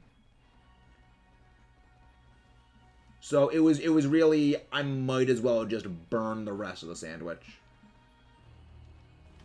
But yeah, I mean, the other thing is that you're not just boosting Sandy Shocks, you're boosting Raichu, you're boosting Pawmi, you're boosting the Pawmi family. So I would say ground would be best. You might not get Great Tusk. Because, like, I think Great Tusk might be an underground spawn. But yeah, I would say that ground would be your preferable sandwich type when it comes to Sandy Shocks. I mean, we already have 2 shiny Pawmi. Well, we have a shiny Pawmet, which was the one that we used on our main story team, because I found that just randomly walking. And then we got another shiny Pawmi when hunting the Charmander eggs. So, we might phase again. I wouldn't be too shocked if we phase again. Get it? Shocked. Pun. But yeah, after that, I'm just gonna make a ground sandwich. Because then if we do end up getting the shiny Sandy Shocks, we can just go down and start hunting Great Tusk. Because, like, I would love Great Tusk shiny. I'm not looking forward to Brute Bonnet, though. Because Brute Bonnet is one that I am going to be hunting Trick Room for. I will need a 0-speed variant of that. And my odds of getting a second Trick Room shiny quickly, I think just probably dropped off a cliff.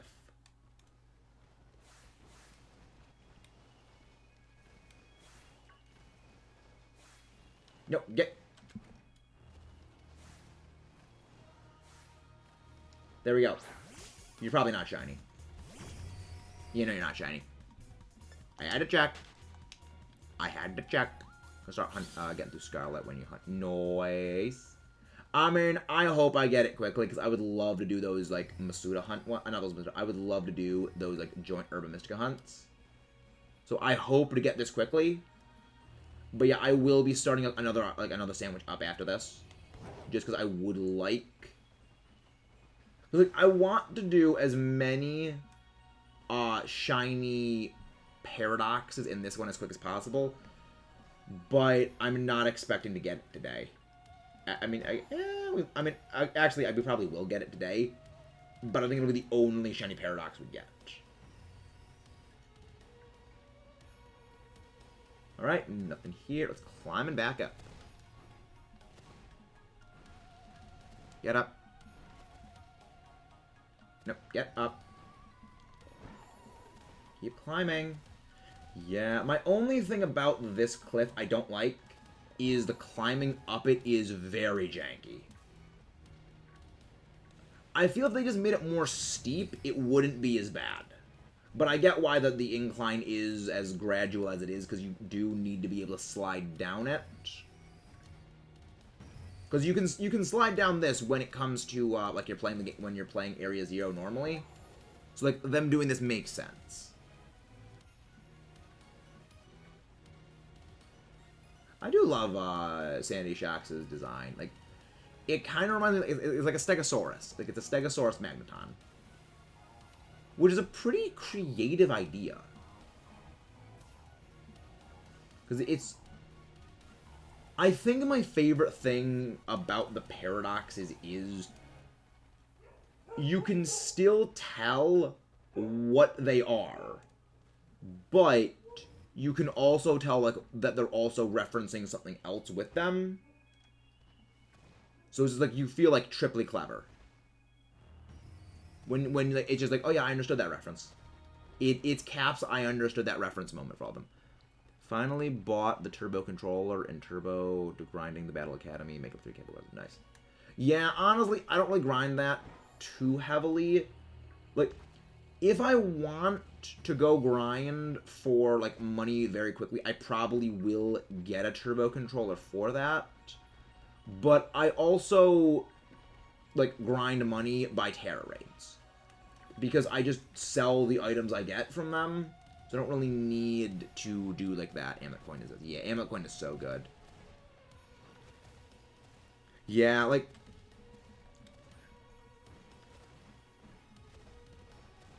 what do you mean, Dondozo? You mean, are we hunting Dondozo next? But yeah, when we get the shiny, we will be doing the Dondozo raid that, Andreas has for, like, the Herba Mystica grind. Hi, Kayla. Yeah, not saying it. But yeah, I hope we get our Sandy Shocks shiny soon. But again, 3 shinies on a single sandwich. We've done it before many times, but I think that's a bit of a steep ask. Wait. Just as I say it. Just as I freaking say it, I think we got it. Just as I say it, we got it. Alright. Now, to check your moves. Because I do not want to run the risk of a freaking you blasting me with freaking... Eelektross does have a 50 base speed. I could make Trick Room. I could make Trick Room Eelektross.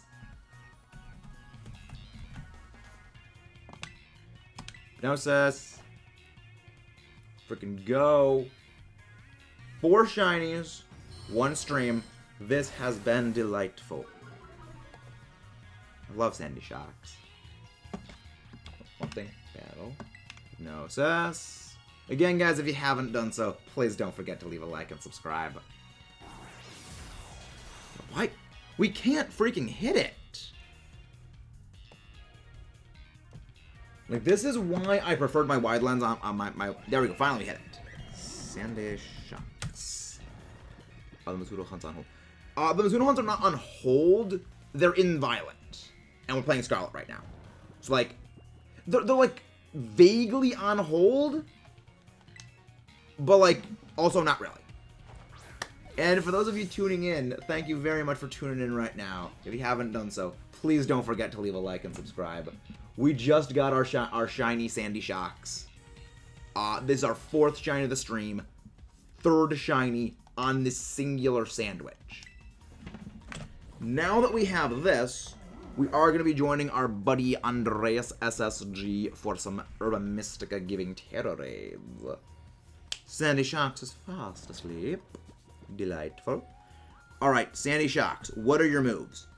You are level 59. Discharge, Metal Sound, Heavy Slam, Screech. You do not get the terrifying move known as Wild Charge. So, let's take it down. Let's go. So now I have shiny. So now I have the entire magnet family, both past and present. Let's go. Breakout. You know what? The Luxury Ball actually matches it very well. It's a bit of a similar color scheme too, so like I like it. I like it. Thank you, Mr. Andreas. Getting the ball. Freaking thing. But yeah, like the 0 speed shiny marked Eelektross. Like, I'm happy we got this thing, but I honestly think that Eelektross is the biggest prize of the day. There's gonna be people that will disagree with me, but I think that Eelektross is the biggest prize of the day.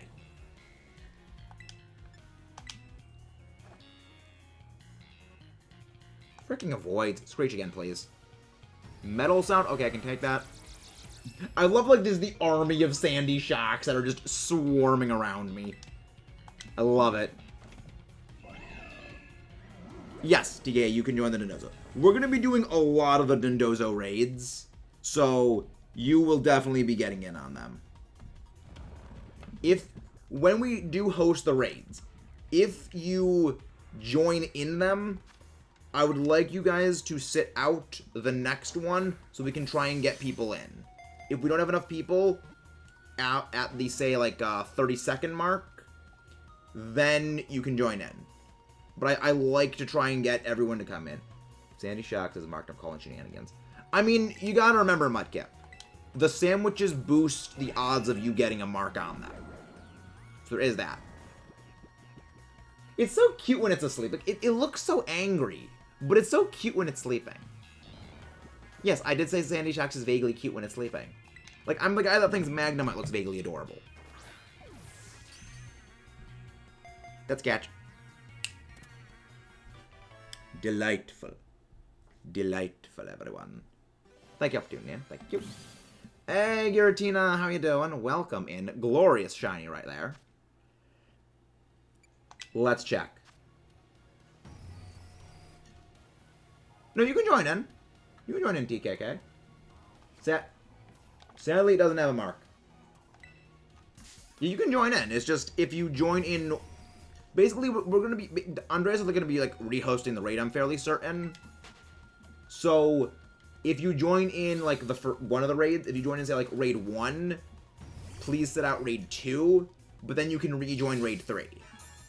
So that's kind of how it is. So, like, if you do one raid, I'd have, like, to set out the next one, and then you can rejoin on the next one after that. Kind of like to be fair to everyone, so, like, everyone gets a chance to participate in the raids.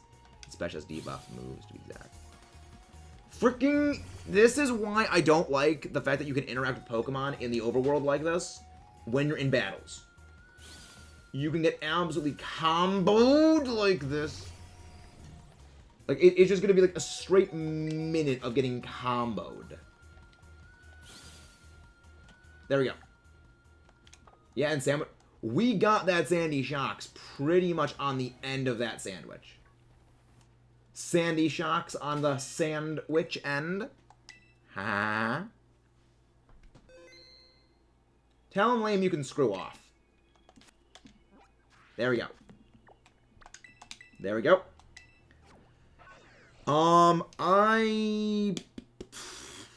I should be ready.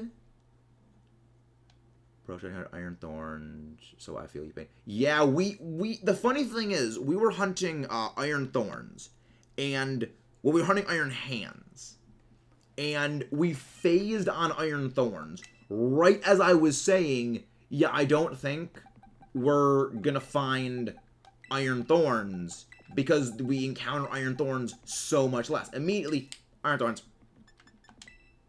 I'm glad I got it. Like, I'm glad I don't have to hunt that one. But it was still just pretty funny. Alright, what do I even have that could, like, learn Sweet Metal Sound? Because, like, I'll just bring, like, a support thing.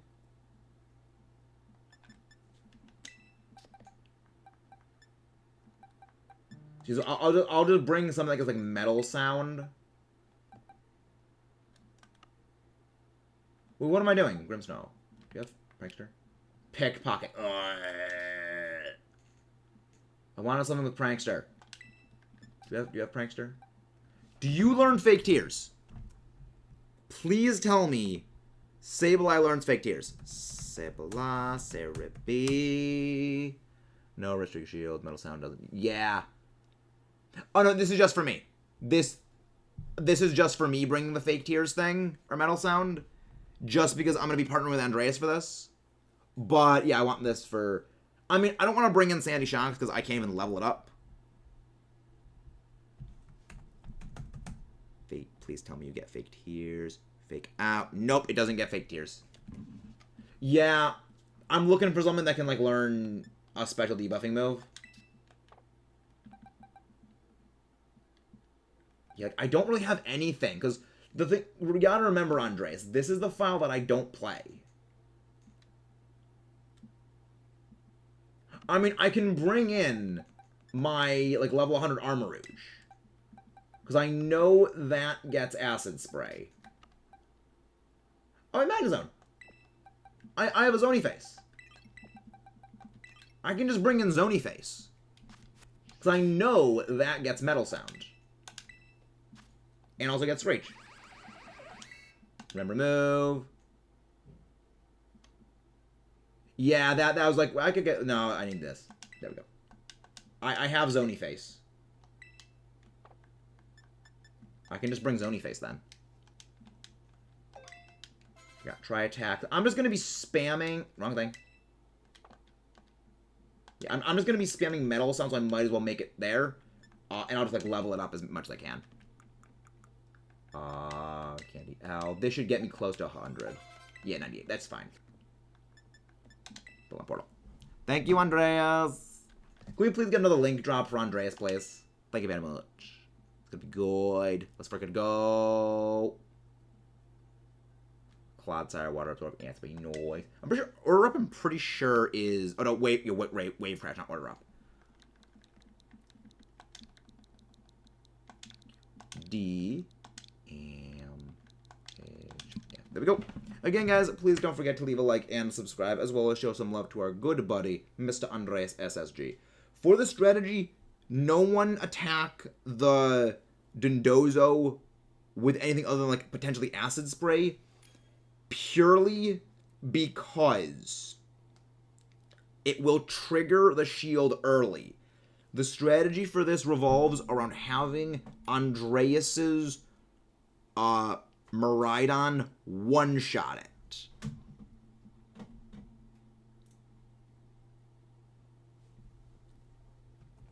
Let's freaking go, people. I love it. Today has been a glorious day so far.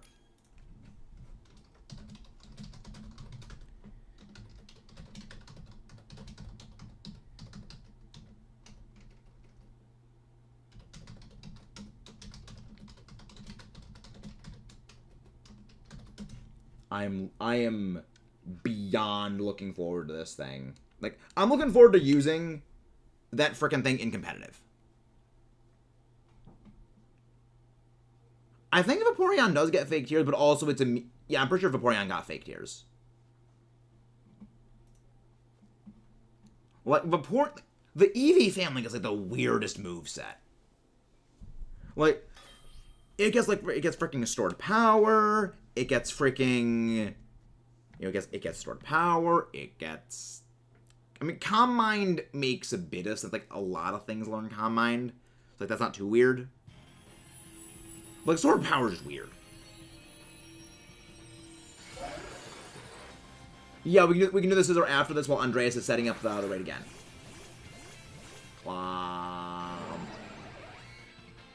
Andreas and I feel left out because we're the only two not using shinies. Metal sound! Heavy metal noise! Heavy metal noise. Yeah. Yeah, we take a good amount of damage. Oh, freak off. Nami, is that a reference to Chugga Conroy's Vaporeon? Because I remember in one of his LPs he had a Vaporeon he named Nami. Yeah, I'm doing the heal. I'm doing heal up. Alright, Andreas, go for the blitz. Go for the throat.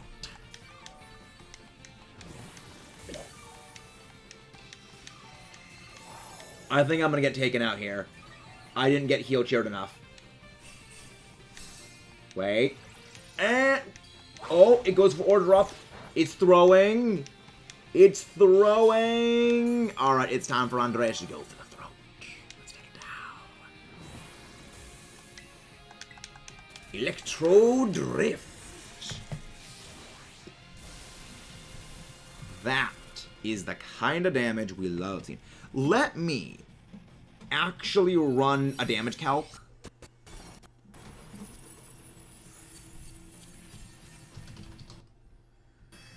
I kind of want to run a damage calc on this, actually. So... Rhydon.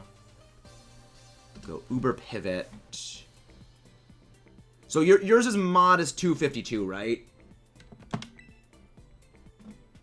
Yours is a modest 252 attacker, right? Or is it not? Because I would like to check Electro Drift. But yeah, we can quickly do the Scizor raid.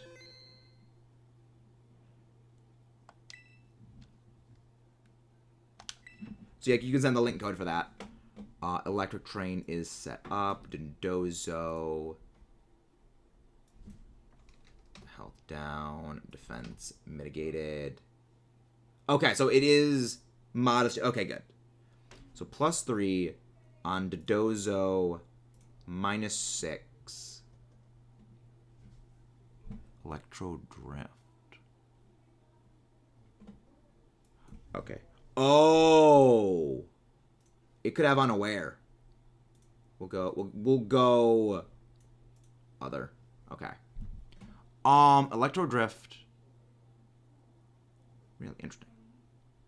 It's also life orb. Right. Ability, item, life. Oh, wrong one. Hadron Engine. And item would be life orb. Okay. How much health do level 6 Terra raids have? Yeah, you can type the code in here. How much health do level 6 Terra raids have? Let's see. Level 6 Terra raid boss health. Let's see.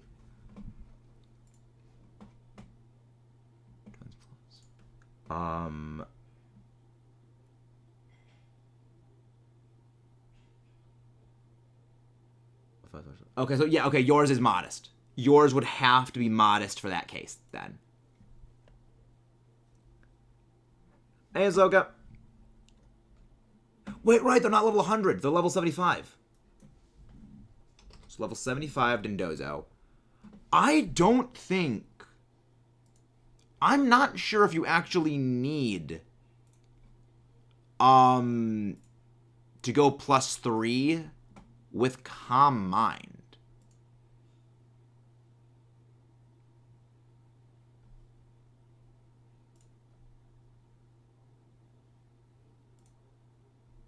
Wait, why is it? No, not unaware. I don't want it to be unaware. Ability. Go adaptability. Okay. Yeah, I'm not sure if you really need all of those special attack boosts. I don't even think you need 2. Because at +1, you're dealing over 12,000 damage. Yeah, even with no comm mines present, on electric terrain with Hadron engine activated, you're doing 8.4k damage. Like, unless these things have like more health than that, I don't think you need to go for that one at -6. I think you might have left a number off the link code. There needs to be 6 numbers.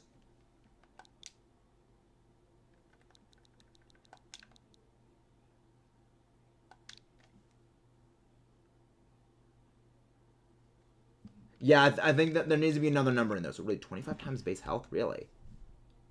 How much do... Well, Luke's Gaming World, we know the level 7-star raid bosses, they have a static 7.5k health. Those are always 7.5k.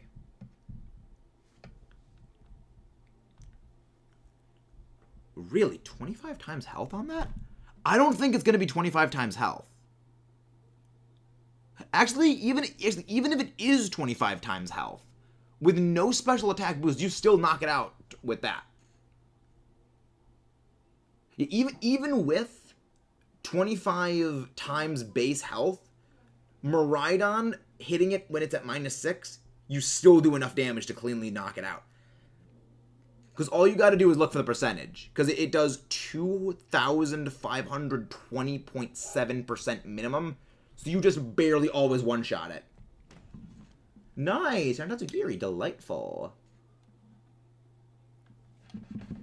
Yeah, you just need to go to -6 and then you one-shot.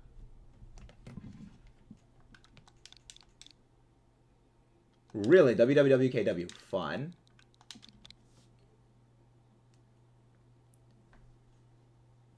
Favorite Gen 9. I mean, I'm pretty sure I know number 1's gonna be Screamtail.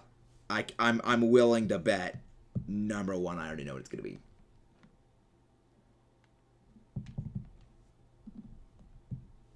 But this is going very well so far. Like, I am very pleased. Oh, nice. So is that in order?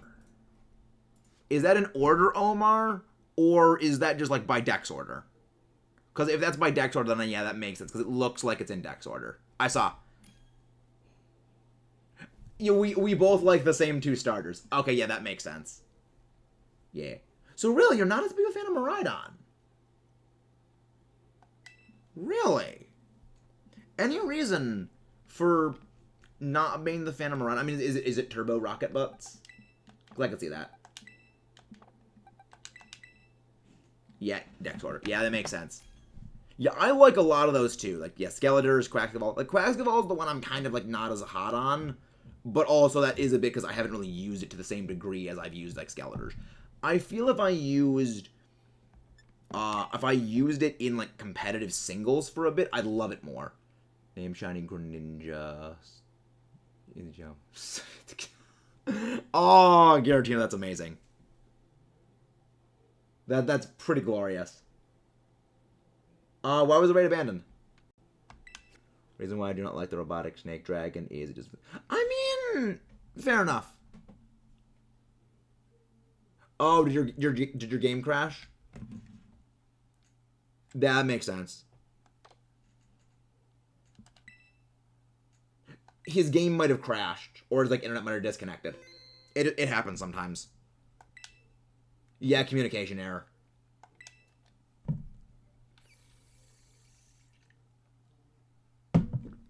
Yeah, so internet just disconnected. Where the frick is my chapstick? Because my lips are starting to get dried out. Yeah, one of the things about winter, one of the several things, actually, I should say about winter I utterly despise is my lips dry out so quickly. So I need to, like, apply chapstick frequently. And I forgot to do it this morning. So if I don't want my lips just utterly break open every like 20 minutes. Let me do this again.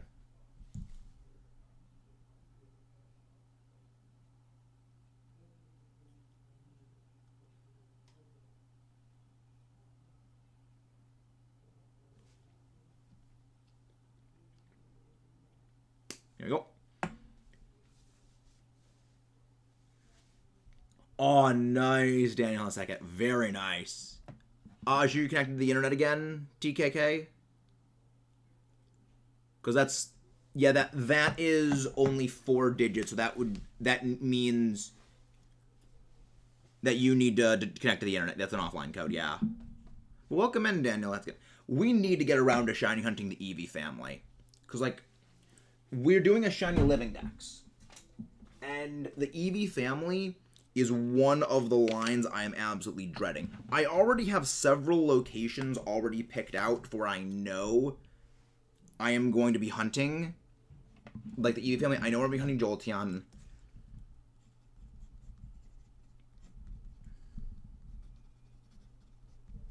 I already know where I'm going to be hunting Espeon.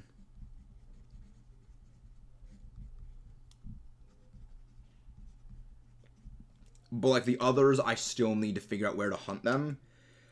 If not, I'm just going to have... Not too bad. We all know the reason why we like Cycle Stars, because it looks across... Yep! Xenomorph and Axolotl. Exactly, Omar.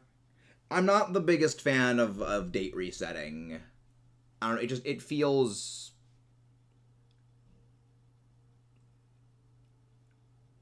It could just be your internet disconnected. All you gotta do is just reconnect to the internet.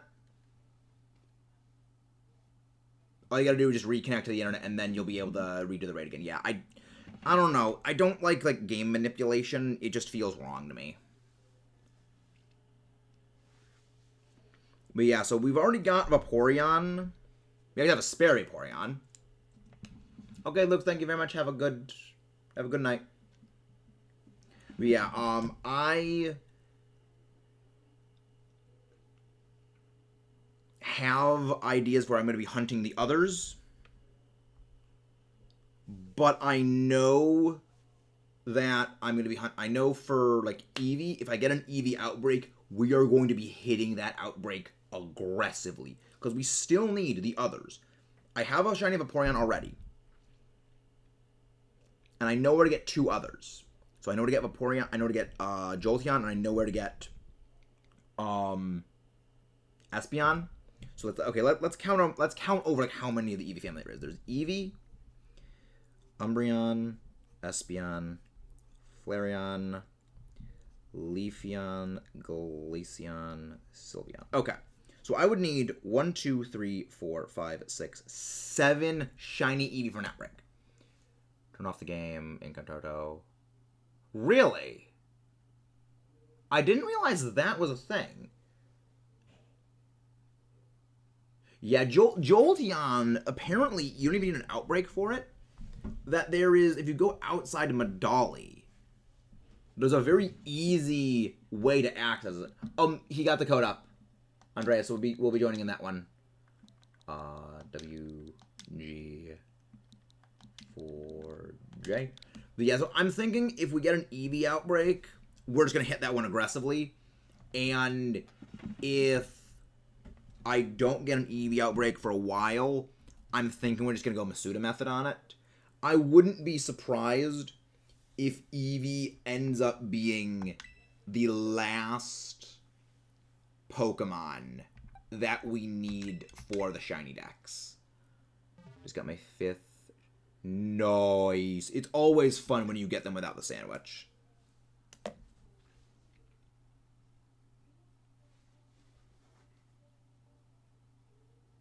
Do you mind turning back time to keep an Eevee outbreak? I don't think even if you turn back time, you keep the outbreak. Unless you mean like when it's like 11:50 something, you turn it back to like 11:50 of the like you turn it back like several hours, or it's the morning of the previous day. I'm not sure how you do that. Welcome in, Elijah. Okay, really? I thought if you do anything with the clock, it just re-rolls the entire outbreak thing. Interesting. I didn't actually know that. But yeah, I probably wouldn't do that either. I don't really like clock manipulation.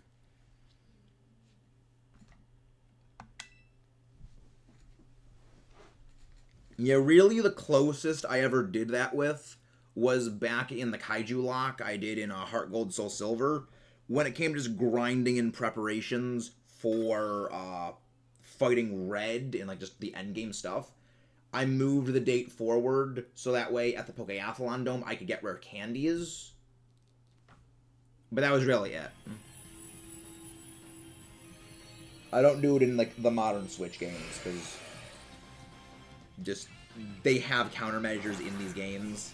And if I'm doing it just to get some rare candies, that's different than like specifically hunting for like specific Pokemon for shiny hunt. That just feels wrong. The EV outbreaks are isolated to the isolated. Yeah, I hope that Eevee is going to be an easy hunt. Although, what happened to your controller? What have I missed in the last hour and a half? We got 4 shinies in total. You missed a good amount of stuff. There was a great deal of nonsensicalness. Yeah, like Scizor can't really hurt me. 2 Electro, 2 Electric, Sandy Shocks, and a Phase on Raichu. And punch this thing.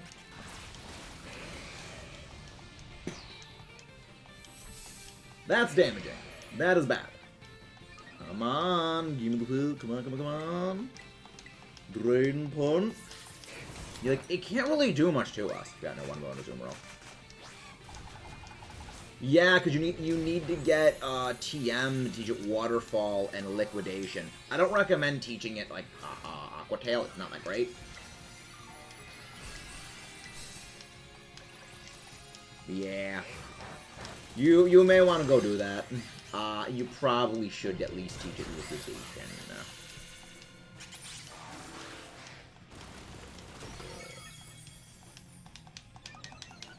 This is good. This is delightful. But how's everyone doing today? We're doing very well. We're shiny grinding right now. We're grinding for Herba Mystica, doing helping hand. Yeah, I see the clappy hands. Come on, just give me my Terrasilize. If I can Terrasilize, I can shatter this shield quickly. No effects. The only unfortunate part of me Terrastilizing is I would lose my resistance to its steel moves, but I have a ridiculously high physical defense anyway, and I have a ridiculous amount of HP. I'm healing for so much damage with Drain Punch. I'm not even gonna miss it.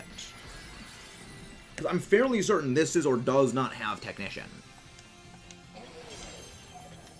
Because otherwise it would be doing like a modicum of more damage. Yeah, it's not really hitting too hard. Oh, of course it flinched. Doing great using my Turbo Controller. Oh, screw off. That's fine. It's fine. I just need to belly jump again. Yeah, it's not doing a thing to me. Hey, Dragonclaw, how you doing today? Hope you're doing good. Hope you do good. But yeah, now that we've gotten our shinies for today, we're going to be just switching over to just, like, Terror Raids and stuff and things. So that's going to be fun. Scizor. Not doing any damage to me. Drain Punch. Yeah, look at that damage. This is even with Scizor having set up Iron Defenses. This is even with that thing having set up Iron Defenses. It's not doing anything to me. And I'm doing so much to it. Shield Shattering.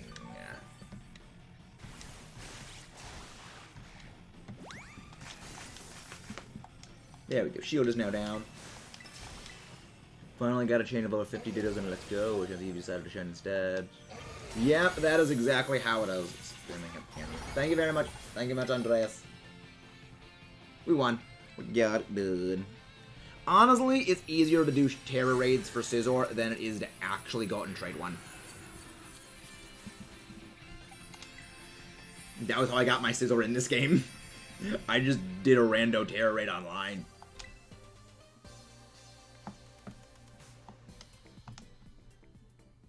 Yikes, Aiden. So what have you been hunting, Aiden? Yeah, the hunt went extremely well, Kendall.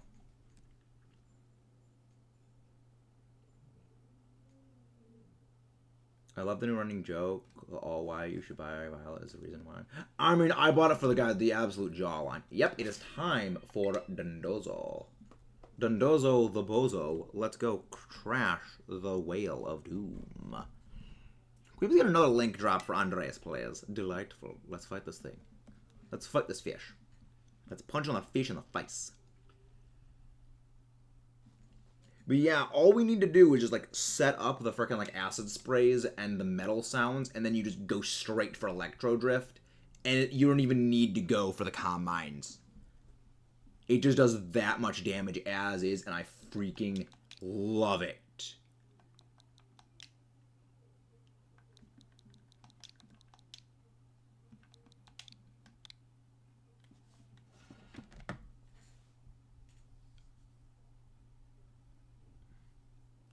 I'll do heal cheer first turn. Nice. Okay, DKK, thank you very much. Again, guys, please don't forget to leave a like and subscribe. Thank y'all for tuning in. If we hit 2K subs by the end of... Wrong thing. If we get 2K subs by the end of February, we are doing a Shiny Authentic Dynasty Hunt. And if we hit 3K by May 2nd, May 12th, we're doing a 12-hour full-day Breath of the Wild sequel, Tears of the Kingdom stream. It's going to be fun. It's going to be delightful. The best part is, while waiting for, like, everyone to join up the Terror Raids with the Dondozo, I can still get in a little bit of grind time on my X playthrough, because I still need to level my stuff up, because in X, I've gotten everything I need. So, 2.7. Okay. Yeah, okay, I will update that. There we go. There we go. Okay, I'll just keep that off because, like, it could take a while for it to rejoin up. Yeah, we need 3 people who are going to go for Acid Spray or Metal Sound or Fake Tears turn 1. We need 3 special defense debuffers on the first turn for this. I think it actually might. I mean the other thing is that we could +1. Yeah, I don't think. Yeah, if we even have like 4. If we have only like -4, so if we only have 2 people who can debuff it, yes, Cloud with Acid Spray would very much work. Because all we would need to do is, actually, you could just go for Calm Mind turn 1. Because if the Dondozo is -4 and you go +1, you would still one-shot it, provided it is not unaware. If the Dondozo has unaware, then we're in a bit of a problem. But otherwise, we should be completely fine.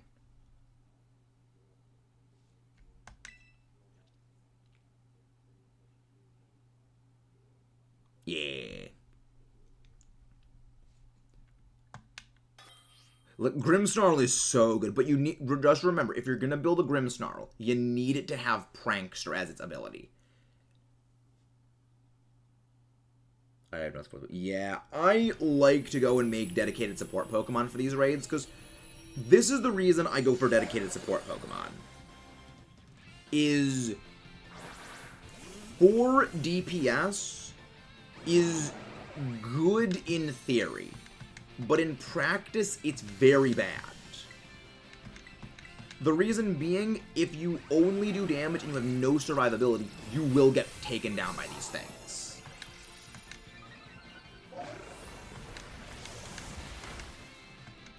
But if you... Of course it goes to negative. Fortunately, it does that. Metal Sound. Drop it. There we go. I think if you go for the kill now, Andreas, this should work. Yeah. Yeah, okay. It may... This one's probably... What? Why did it... Why did it have a little bit of health left? That didn't make sense. I mean, I'll take it. I'll still take it, but yeah. The only thing I thought was maybe it had unaware for a second, but no, it didn't have unaware because we still took it down. Weird. I don't know. I don't think it was glitched, because if it was glitched, it would have done it before. Weird. Yeah, it's way faster to do it this way. See, this is why, Andreas, this is why I run the damage calcs. If you guys haven't done so, please don't forget to leave a like. Anyway, don't worry, Aiden. Don't worry, Aiden. We're going to be hosting this raid a lot more. So, you are going to get plenty of opportunities to pop in for this Herba Mystica give-out raid. So, yay. If you're ever looking for Herba Mystica, ideally, look for Titan raids. Titan raids have one of the best Herba Mystica drop pools. I'm good to keep on going, Andreas. I am good to keep on going as long as you are.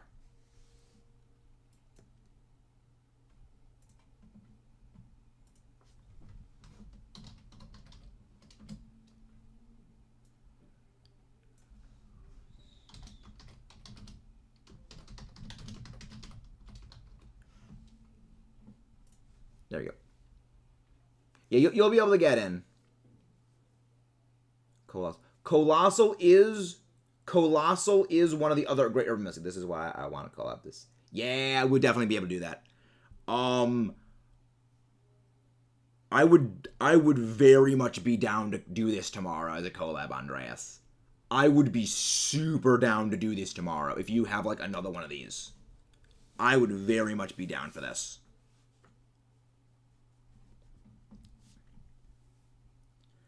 Because, like, tomorrow, like, Tuesday, should build my ride out from Area 0 or Grimmsnarl.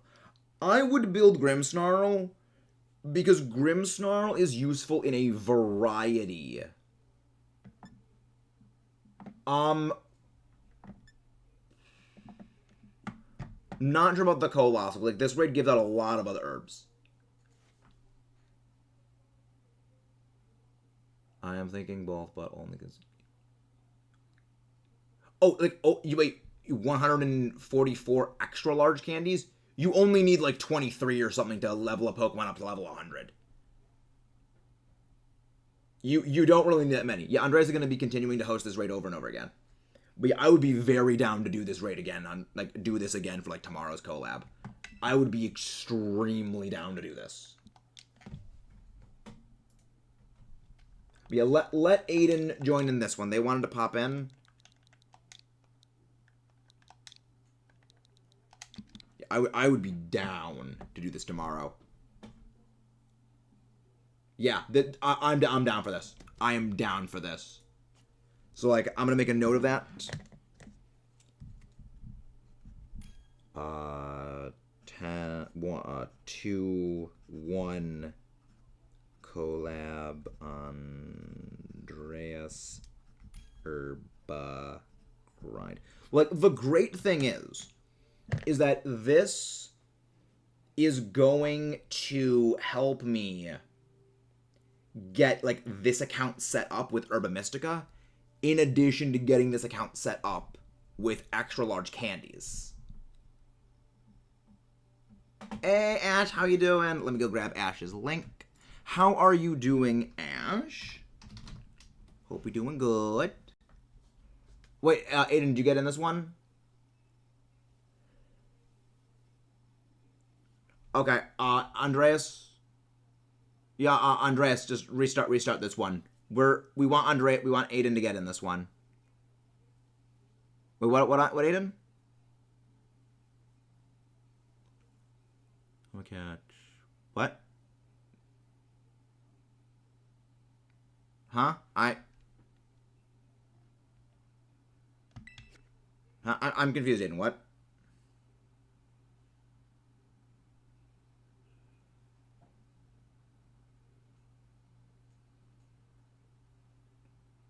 Yeah, okay, yeah. Yeah, we're just gonna start the lobby again. Like, we want Aiden to get in this one. So, like, we're not gonna start the one until Aiden gets in.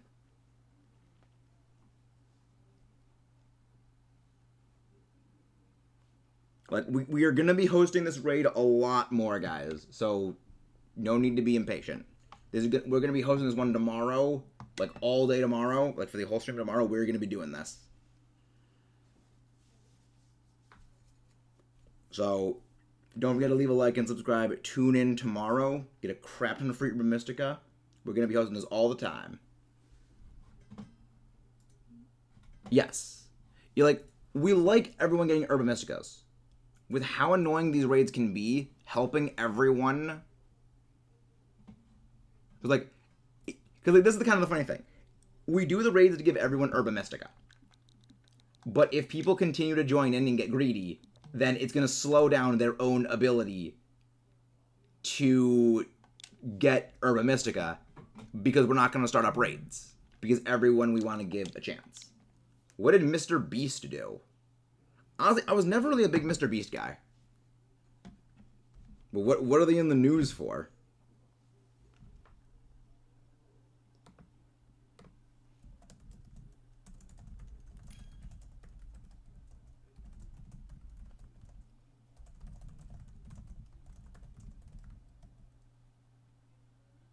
Oh, he like paid for like operations for like 100 people. Really nice. Really? Yeah, like, I was never a big person on like Mr. Beast stuff, but I will not deny, like, the man does a lot of very good things. He gives out a lot of money. Like, he does a lot of very nice things for people, because he's just a good person.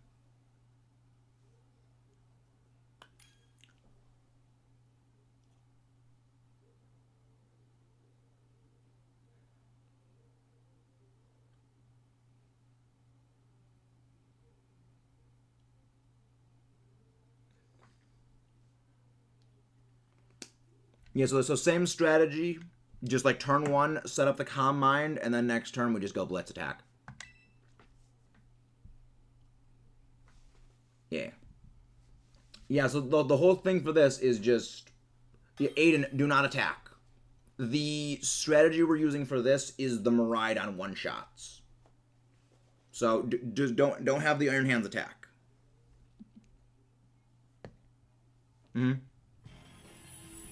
Yeah, the plan for this is Andreas goes Calm Mind, I use Metal Sound, Vaporeon uses Fake Tears, Miraidon, second turn, kills with Electro Drift.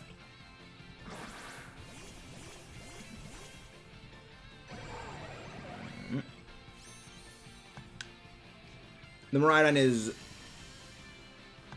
Andreas's. Next can. Yeah, we're gonna be hosting this a lot, TKK. So Miraidon is gonna be hosted. This raid is gonna be hosted a lot. So if you don't get in one, you'll get an.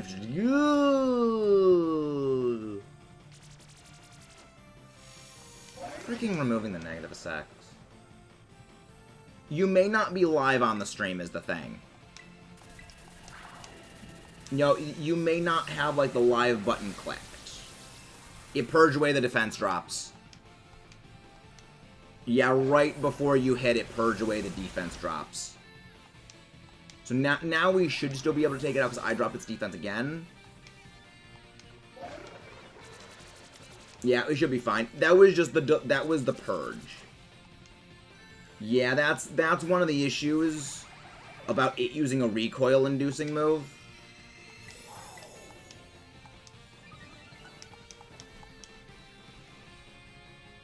Yeah, it's fine. No, you don't need to set up another Calm Mind, Andreas. You just need to go for the attack now. Its defense is minimized. Yeah. Yeah, that's the one issue of Dondozo, like, having a stat, like, having a recoil move. Is that it will drop itself down, activate its own thing, and then it can take itself down.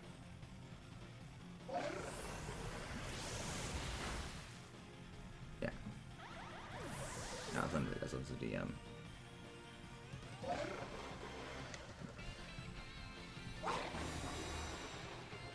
Andreas, why did you not go for the attack?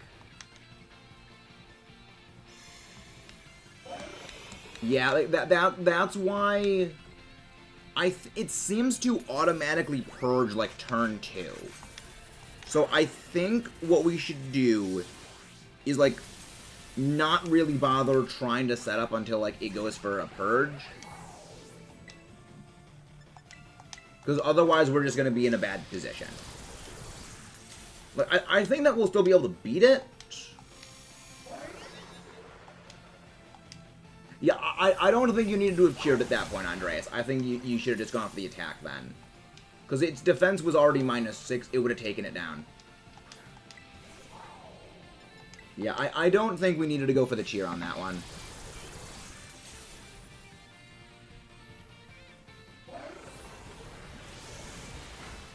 Yeah, if you just gone for like Electro Drift, I think it would have still worked because it didn't have, because it was already -6.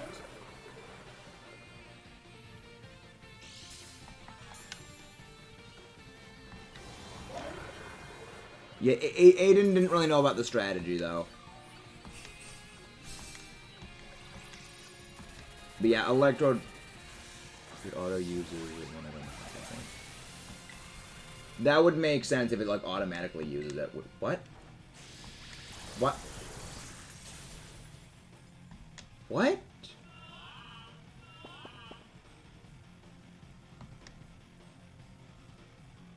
Wait. What the freak happened? It didn't do an animation for purging away the debuffs again. It didn't remove the debuffs again, but they're gone. What?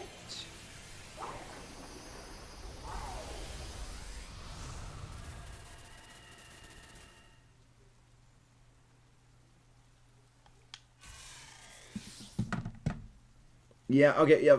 For tomorrow, I'll have to set something up for this. It didn't purge away the debuffs.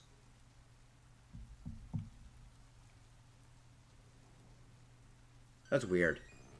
That doesn't make any sense. That does not make any sense at all.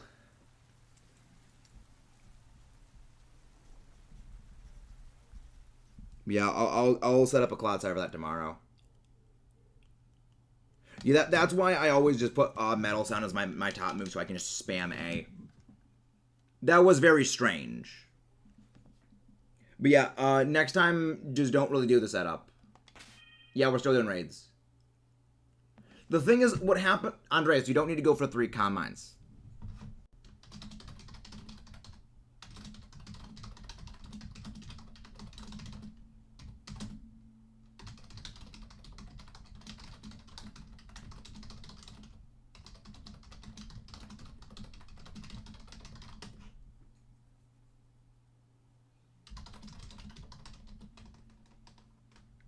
That's in case it knows it. It's in case it knows it. Well, remember, Dondozo will also remove the buffs from you as well. And the amount of buffs you stack up will not be able to equal the buffs. Also, Dondozo may have had Unaware. That actually would make sense. Dondozo, one of its possible abilities is Unaware, which means any stat buffs that you apply are ignored by it. So, like, your comm mines would essentially be irrelevant. I will catch this next one to see what it has. But if it has Unaware, then there's no point in using comm mine. Yeah. Yeah, if someone is on low health, you guys need a healing chair. Because Andreas needs to be the one attacking. I'm always happy to help, Dragon. I'm always happy to help. But yeah, I am gonna need to catch this one, check what its ability is. Because if it does have Unaware, then setting up with Calm Mind will be completely useless.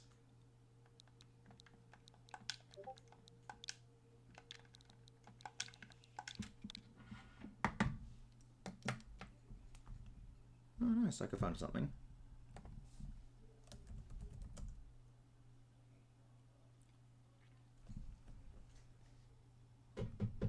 Come on. There we go. Yeah, I'll get a Clodsire for this built tomorrow. I can do Metal Sound first turn to make sure. Yeah. That would probably be ideal.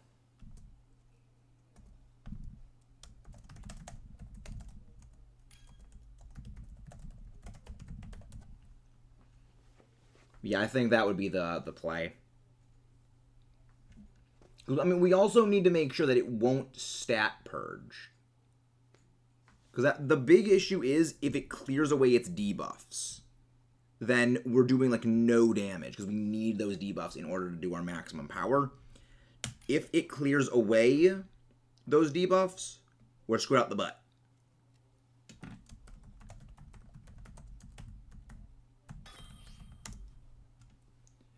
You guys don't have Acid Spray, Metal Sound, or Fake Tears defense. Yes. Yeah, I'm going to be building a Clodsire for tomorrow for this.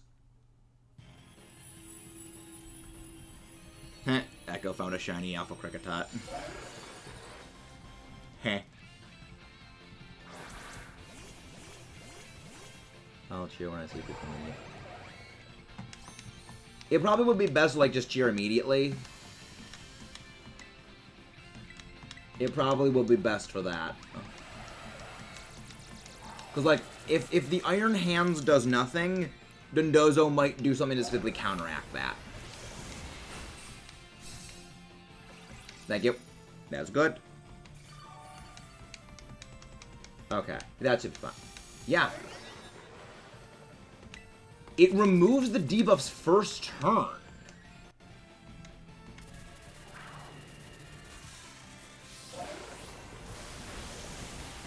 Okay. It is default removing the debuffs immediately. Yeah, the Aiden, you're gonna need to get something with that has Acid Spray. Otherwise, this is gonna be a problem. Yeah. You're gonna need to get something with Acid Spray because otherwise it will immediately purge the debuff. So we need to first turn kill this thing.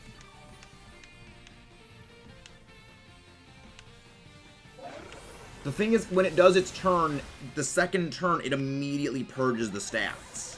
So we do need to go for the first turn kill. Acid Spray does the same thing as Metal Sound, except it always hits. It double drops its special defense, so we do need that. Yeah, we need that. We need to kill this thing in the first turn.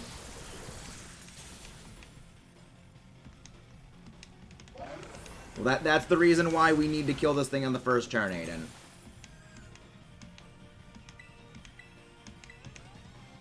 Yeah, when it comes to raids, things get very, very janky. That's why we said we need the specific setup for it. So yeah, Andreas, tomorrow, when we make the comment, like, pinned for it, we should probably make a thing that says, like, bring these Pokemon to the raid, and, like, have this strategy. Because otherwise, we're just not going to be able to beat it.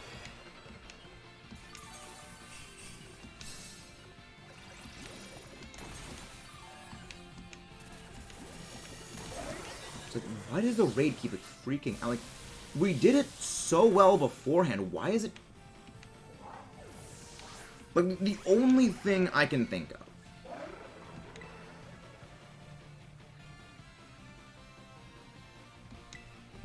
I mean, it wasn't for no reason, Omar. Contrary is kind of insane. It's one of those abilities that really was way too strong. Yeah. We're gonna need a debuff. We need like a full debuff team for this thing. So yeah, it's best to just bring like 3 Clodsire that have Acid Spray for this thing. Because then like, in the rain, the freaking thing does so much damage.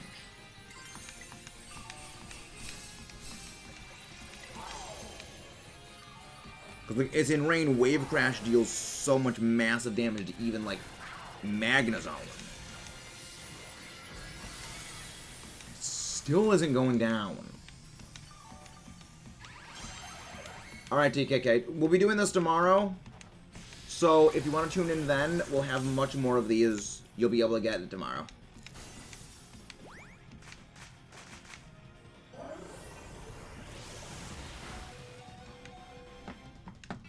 There we go.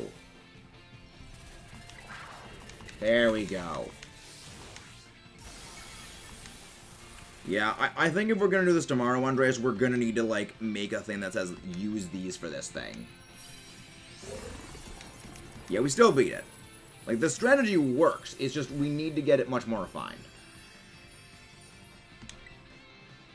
I am going to catch this just to see if it has Unaware. Because if it has Unaware, then Calm Mind is completely useless. When I did it, I told everyone to bring... Yeah. Yeah, everyone needs to bring in, like, Clodsire for this thing. Because it seems to automatically stat purge on turn 2. Hey, Giratina. And if it purges away its debuffs automatically on turn 2, then we're not going to be able to beat this thing. Because it will go purge on turn 2, turn 3 it immediately sets up the shield. Yes, Clodsire with Acid Spray is the correct way of doing this. That is what we are going to be needing. I am checking to see what this thing has. Because if it has Unaware, I'm going to be pissed. Water... Okay. Yeah, Fake Tears Vaporeon is good. Yeah, Vaporeon or Clodsire would be necessary for this, and I am going to be switching over to a Clodsire for this. I just need one that has freaking Water Absorb. Because I know in this one I use the Clodsire on my main team. Yeah, on this file I had Clodsire, so I think it should have Acid Spray, Poison Tail, Toxic Spikes, Poison Tail. Really? Do I need... Okay, I guess I need to TM it. I'm pretty sure this one is... I'm pretty sure this is... Yeah, this isn't Poison Touch. Yeah, this is Water Absorb. So yeah, I should have... hopefully I have an Acid Spray TM. There we go. Acid Spray TM. There we go. Yeah, I'm fine with this. Shiny Hunt, Roaring Moon. But I can't because I have Violet and don't have Scarlet. Dick the Kittle. Yep. All it needs is Acid Spray. There we go. Mine is now Acid Spray. We are now completely fine, and I think we're good for this. Okay. Yeah, I'm just going to spam Acid Spray. That's all I need. Periodically, I need to save. You just had an hour-long class with 11 years. Thanks, I know everything. Yikes. Here we go.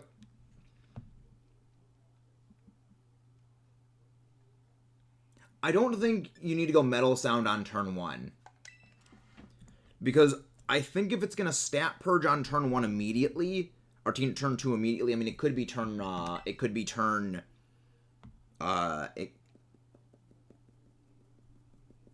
am I saying?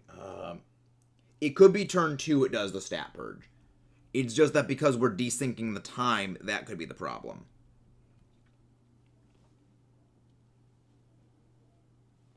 But yeah, this is going to help me get a lot of experience candy, which I do need. So I am very happy for this. I am ready to go, Andres. Ready to rock and rolla.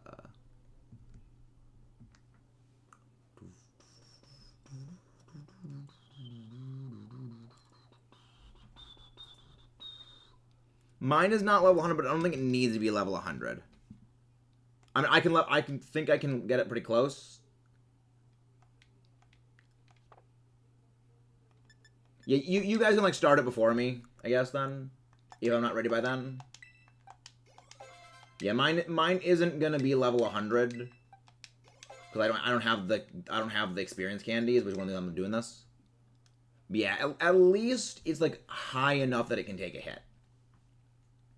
Yeah, that's all that I have for candies. I have nothing else that I can put into it. Yeah. Yeah, reboot time, right? I periodically forget the game has a very long boot time.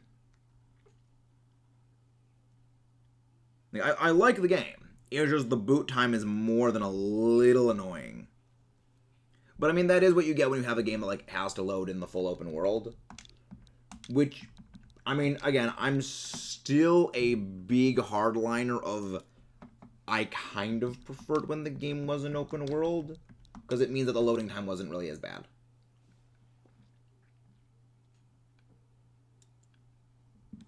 Yeah, it's kind of one of these like weird things of it's good to have the game be open world for a number of reasons. But yeah, I saw Boundary Break one, yeah. That's the person I actually watched. Was like, I like what the game has with like the things it did. But the thing is,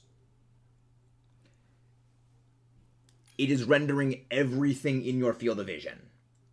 Which means even stuff that is hidden by other stuff still is being rendered. I'm low on experience because I'm using mostly leveling at Pokemon Tower. Yeah.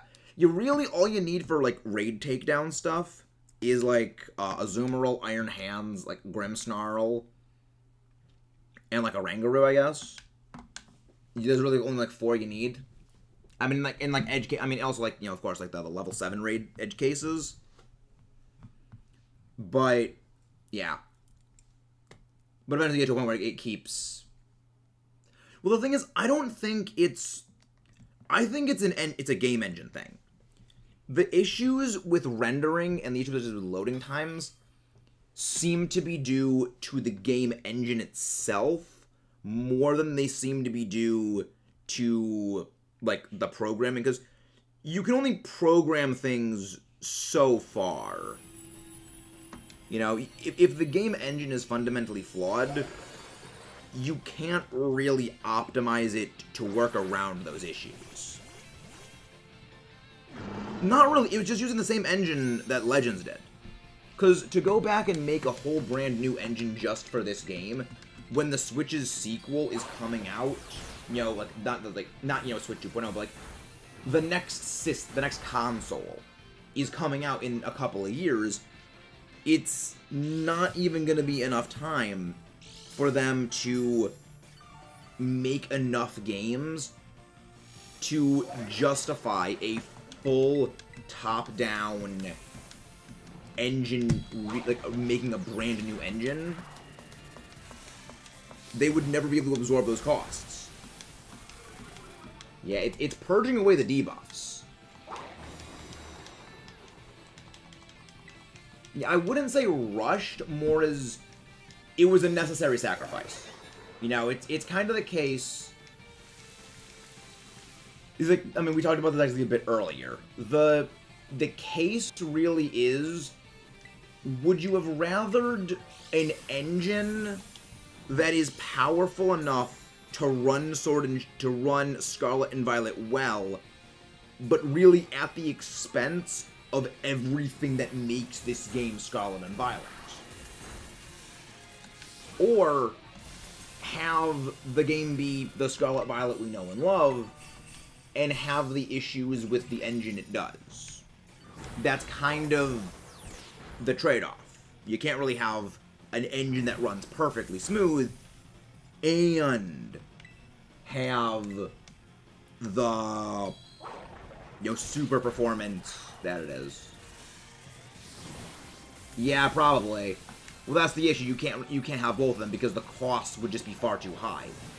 With the Switch's sequel console coming out within the next, you know, year or next 2 years, they're not gonna have enough games that would use that improved engine to make up for the amount of money they would be having to drop on that.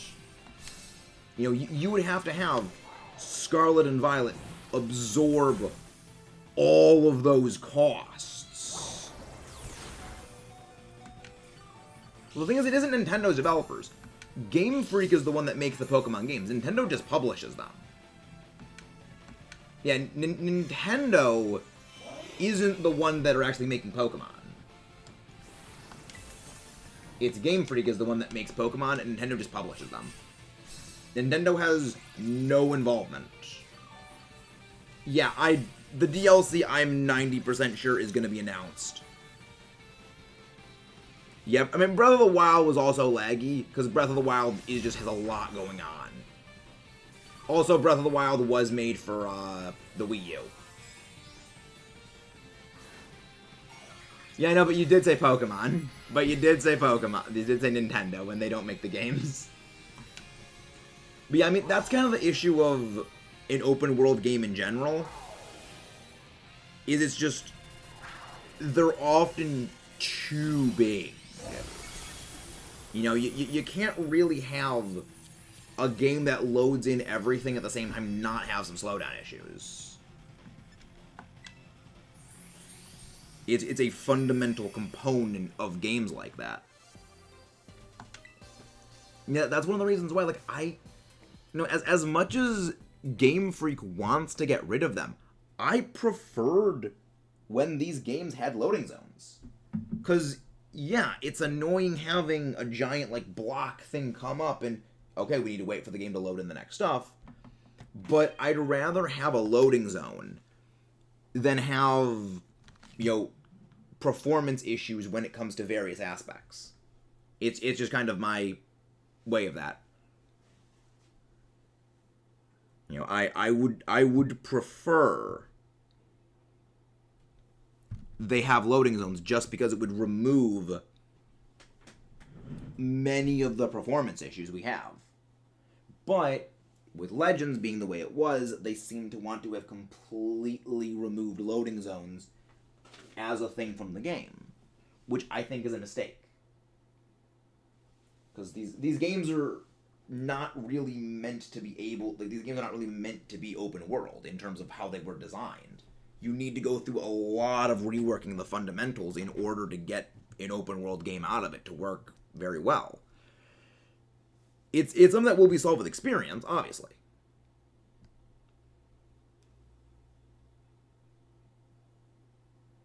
The games first came out in 96. 96 was when Red and Blue first came out. Well, back then it was Green and Red.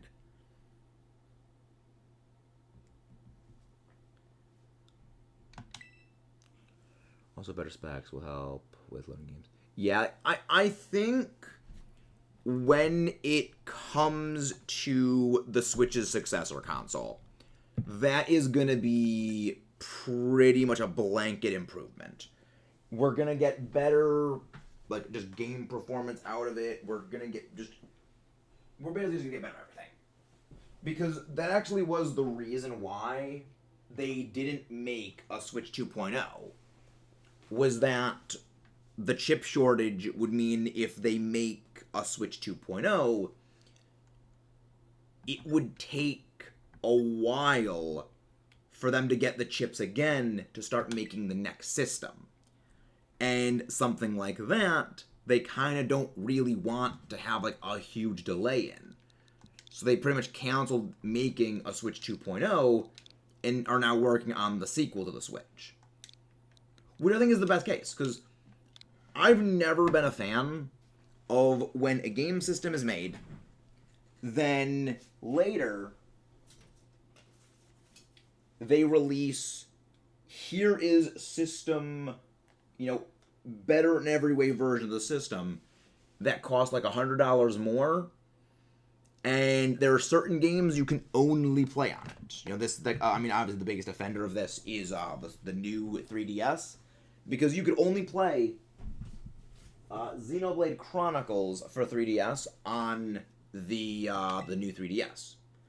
And there's a few other things like that, but it just kind of feels like a slap in the face when, well, you bought this thing, then you bought this other thing that was an improvement, then here's a further improvement. So we gotta buy it again, and then a few years later, there's another whole new console you have to buy again. Yeah, just Electro Drift Turn 1. So that's why with something like the OLED, I was super happy with it. Because the OLED really wasn't an improvement on the Switch. It had a bigger screen, but most everything about it was an improvement for if you play handheld a lot. And I play docked all the time. I never play handheld. So it offered no improvements for me, and that's why I'm happy with it.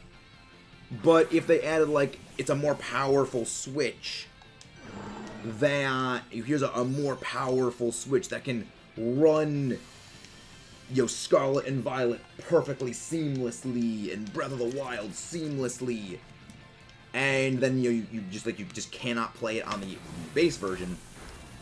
Well, that kind of like strong arms you into buying the new version when like 2 years later, like 2-3 years later, you're gonna end up getting, well, here's gonna be the next sequel console. And then you're gonna have to, shell out like $400 or $500 for that sequel console. So adding like a non-improved version is actually the best way of doing it. Where it offers like some conveniences. So I'm happy with it. I do like what they did with it.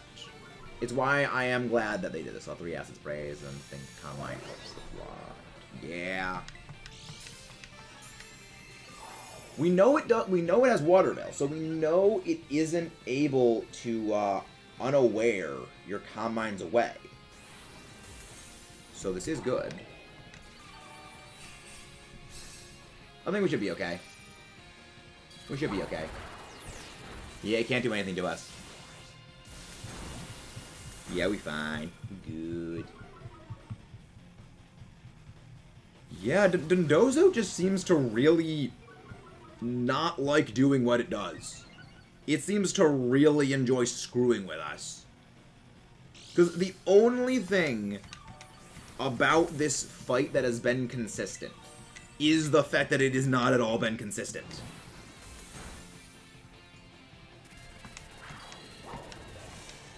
Its consistency is its only consistent part. Yeah, there we go, more herbs. But yeah, I'm glad that they are going to be just releasing the Switch's sequel console. Like, I think, had they continued to work on a Switch sequel, an improved Switch, I definitely think that they would have actually, like, spent more time building a better engine for Scarlet and Violet. But with the shift to, okay, we're gonna be making, like, the next console is gonna be coming out, like, relatively quickly, them not going and making another game for it was kind of gonna be, like, the final thing called, yeah, they're just reusing Scarlet Violet's. They're gonna be using Legends engine for this. So, it was a calculated sacrifice, and I think, honestly, for the best, it was the best decision to make. I think it was the best decision to reuse Legends engine for this game. I'm gonna have to wait probably like 2 or 3 years to get a better version, unless they get a bunch of money. Well, the thing is, the next one is gonna be coming out probably in like 2 or 3 years. Like, next year, or the year after, is likely when we're gonna be getting the Switch sequel console. The next Nintendo console. So, that should be plenty of time. Like, that's the reason why I don't like it when they do, here's the new console, here is the improved version of the console, then, like, 4 years later, here's the next brand new console. I mean, if it was the Nintendo Super Switch, that would be great. Like, I want them to bring back those names where it's things like the Super thing, not just like, oh yeah, Switch 2. Like, the Wii U as a name, I think, was dumb. It would have been so much better if they called it the W, which, that is not my joke. That is one that I got from the Runaway guys. Particularly Chugga Conroy, he said that. But, like, the GameCube's original name was the Dolphin. I would have loved that. Yeah, I hope that they go with, like, something silly for the name of the next system. But I have my doubts. But yeah, it'll be interesting to see what happens with the next system. I'm looking forward to it, though. I got my money saved up, and it's gonna be glorious when we get it. Yeah, I mean, the modern naming scheme, I would say, is nowhere near as good as their original naming scheme was. Their original naming scheme was far better. was like, I think I hear someone calling me.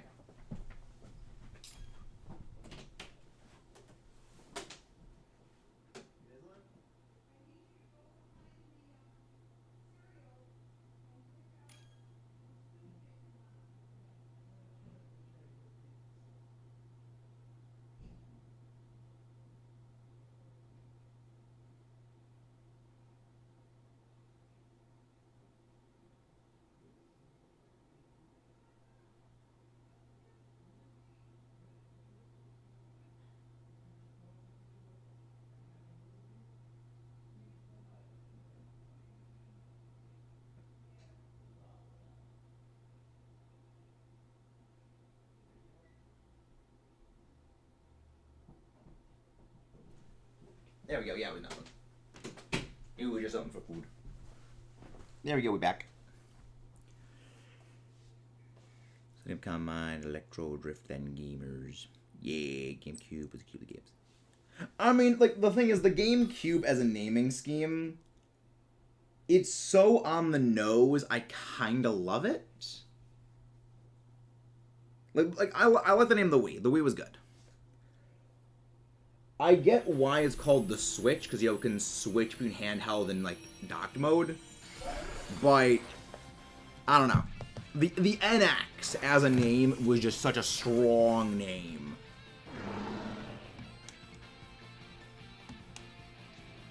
Like, the Wii made sense. But, I don't know, like, the NX as a name is just such a strong idea. It is such a strong name. I'm glad. I mean, the NX. I mean, granted, NX is kind of a thing. Switch it up. Wave crash. Immunity. Acid spray. Acid spray. It's fine. It should be good. Come on. Order up. It's not going to do a whole lot of damage to me, thankfully. Acid spray, it's now at minus everything. And now I think Andreas, if he goes for the kill. Yep, Andreas goes for the kill. And with this, it is gone. Yep, it's gone. I don't think you needed to go for 2 combines, Andreas. In my professional, competitive battling opinion, I don't think you needed to go for 2 of them.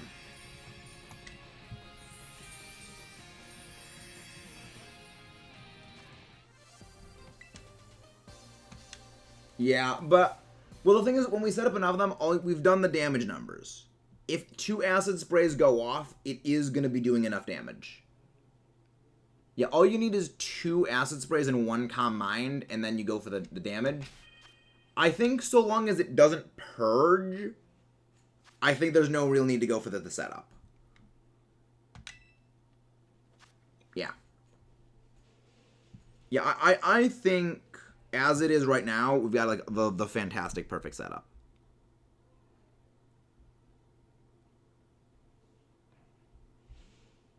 Yeah, this is good.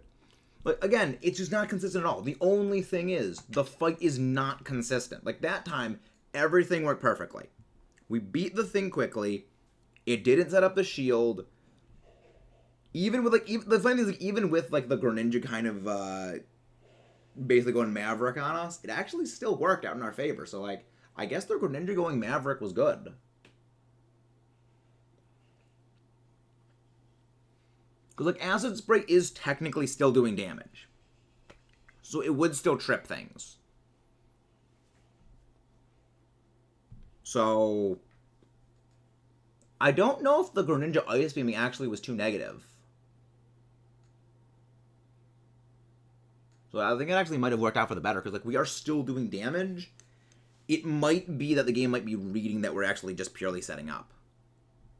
So if anything, it's probably best that we actually, like, have that damage there. But yeah, guys, again, don't forget to leave a like and subscribe if you haven't done so already.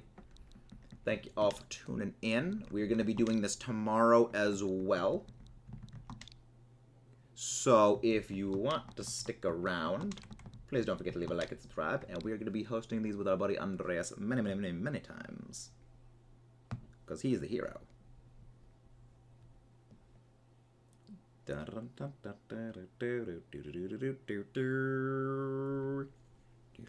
Inspector Gadget. But yeah, this is going to be fun.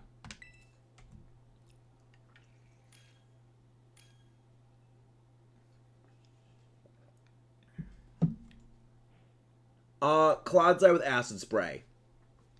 Well, Clodsire with acid spray and water absorb as the ability, or water absorb Vaporeon with fake tears. Hey, Toxic, how you doing? How you doing, Toxic?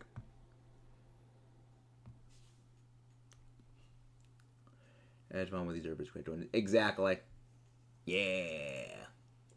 Again, guys, please don't forget to leave a like and subscribe. This is going to be doing tomorrow as well. We're going to be collabing with our buddy Andreas on this. So, if you guys want another shot at these, we're going to be going tomorrow. It's going to be fun. Yesterday's stream was fun. Yeah, I think Berserker does also get fake tears. Even then, I'm pretty sure it also gets, like, Helping Hand. So, like, I think we should be fine. I'm 82% sure that we're going to be fine. But also, I do think that it is going to be, like, ending off soon, at least for the stream. No, that's going to be, like, its own separate stream for, like, the Dreamcast thing. Oh, yeah, for those who don't know, yesterday, like, the entire stream basically devolved into what would our Dreamcast for, like, a live-action Pokemon movie be? We're gonna turn that into, like, a full, like, stream at some point where basically we're gonna be shiny hunting, and we're gonna be, like, going through what would our ideal Dreamcast for a Pokemon movie be. Yep. Yeah, we're gonna be going for, the YouTube raid soon, because it is getting a bit late here. Also, I got, like, no sleep last night.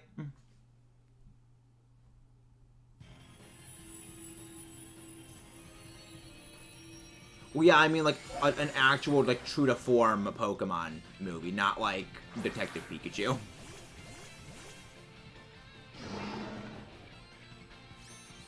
Alright, but yeah, I think we're gonna probably be raiding soon, because I didn't get much sleep last night, and I would like to go and raid. There you go. I think I know we're gonna go raid, though. I think I know we're gonna raid.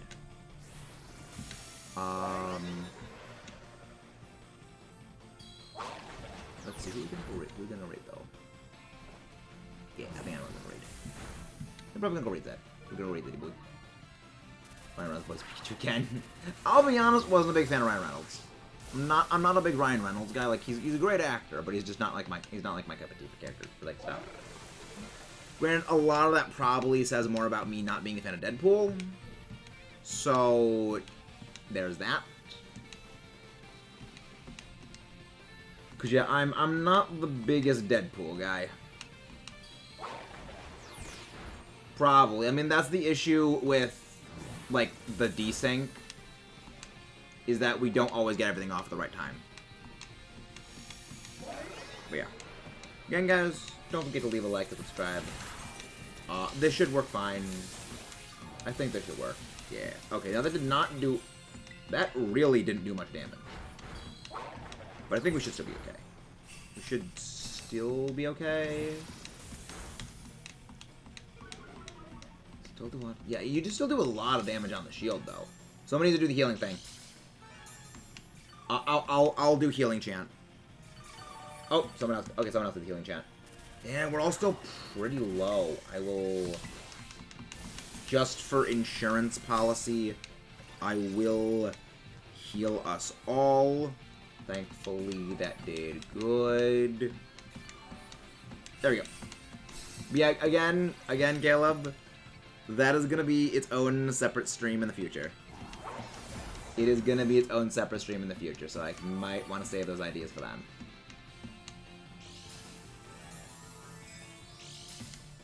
But yeah. Yeah. Crystallize for the kill. Gonna be good. But yeah, I think we're fine. I think we're fine.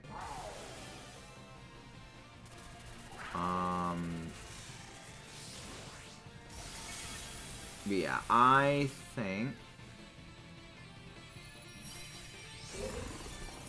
The question is who we can go raid.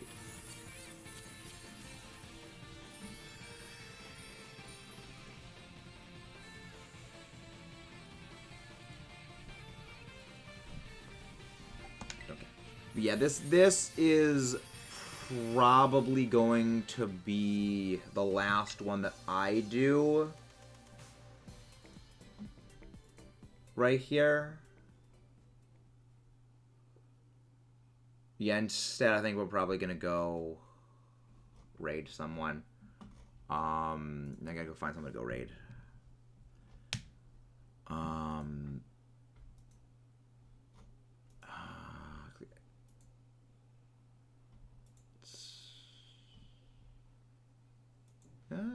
Masuda.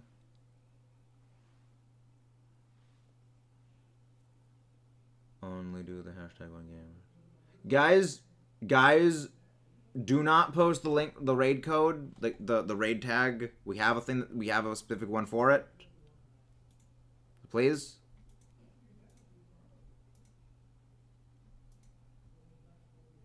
All right. I guess we'll go raid Zed. We'll go raid Zed. He is doing some shiny hunting. This was predominantly a shiny hunting one before, and then we just got like sidetracked with the raid thingy. So yeah, we're gonna go raid. I mean, you didn't do it wrong. It's just it's really on principle. I did set up a command. I already did, Andreas. I did. Yeah. Yes, we did. We found 4 shinies today. But yeah. If you guys haven't done so, please don't forget to leave a like and subscribe. We're gonna go raid Zed right now. I will see you guys tomorrow. This was great. Tomorrow's gonna be a collab with Andreas. Gonna be terror raiding. So we'll see you guys then. This was fun. Let's rock and roll. Let's go. I will indeed check that, Andreas.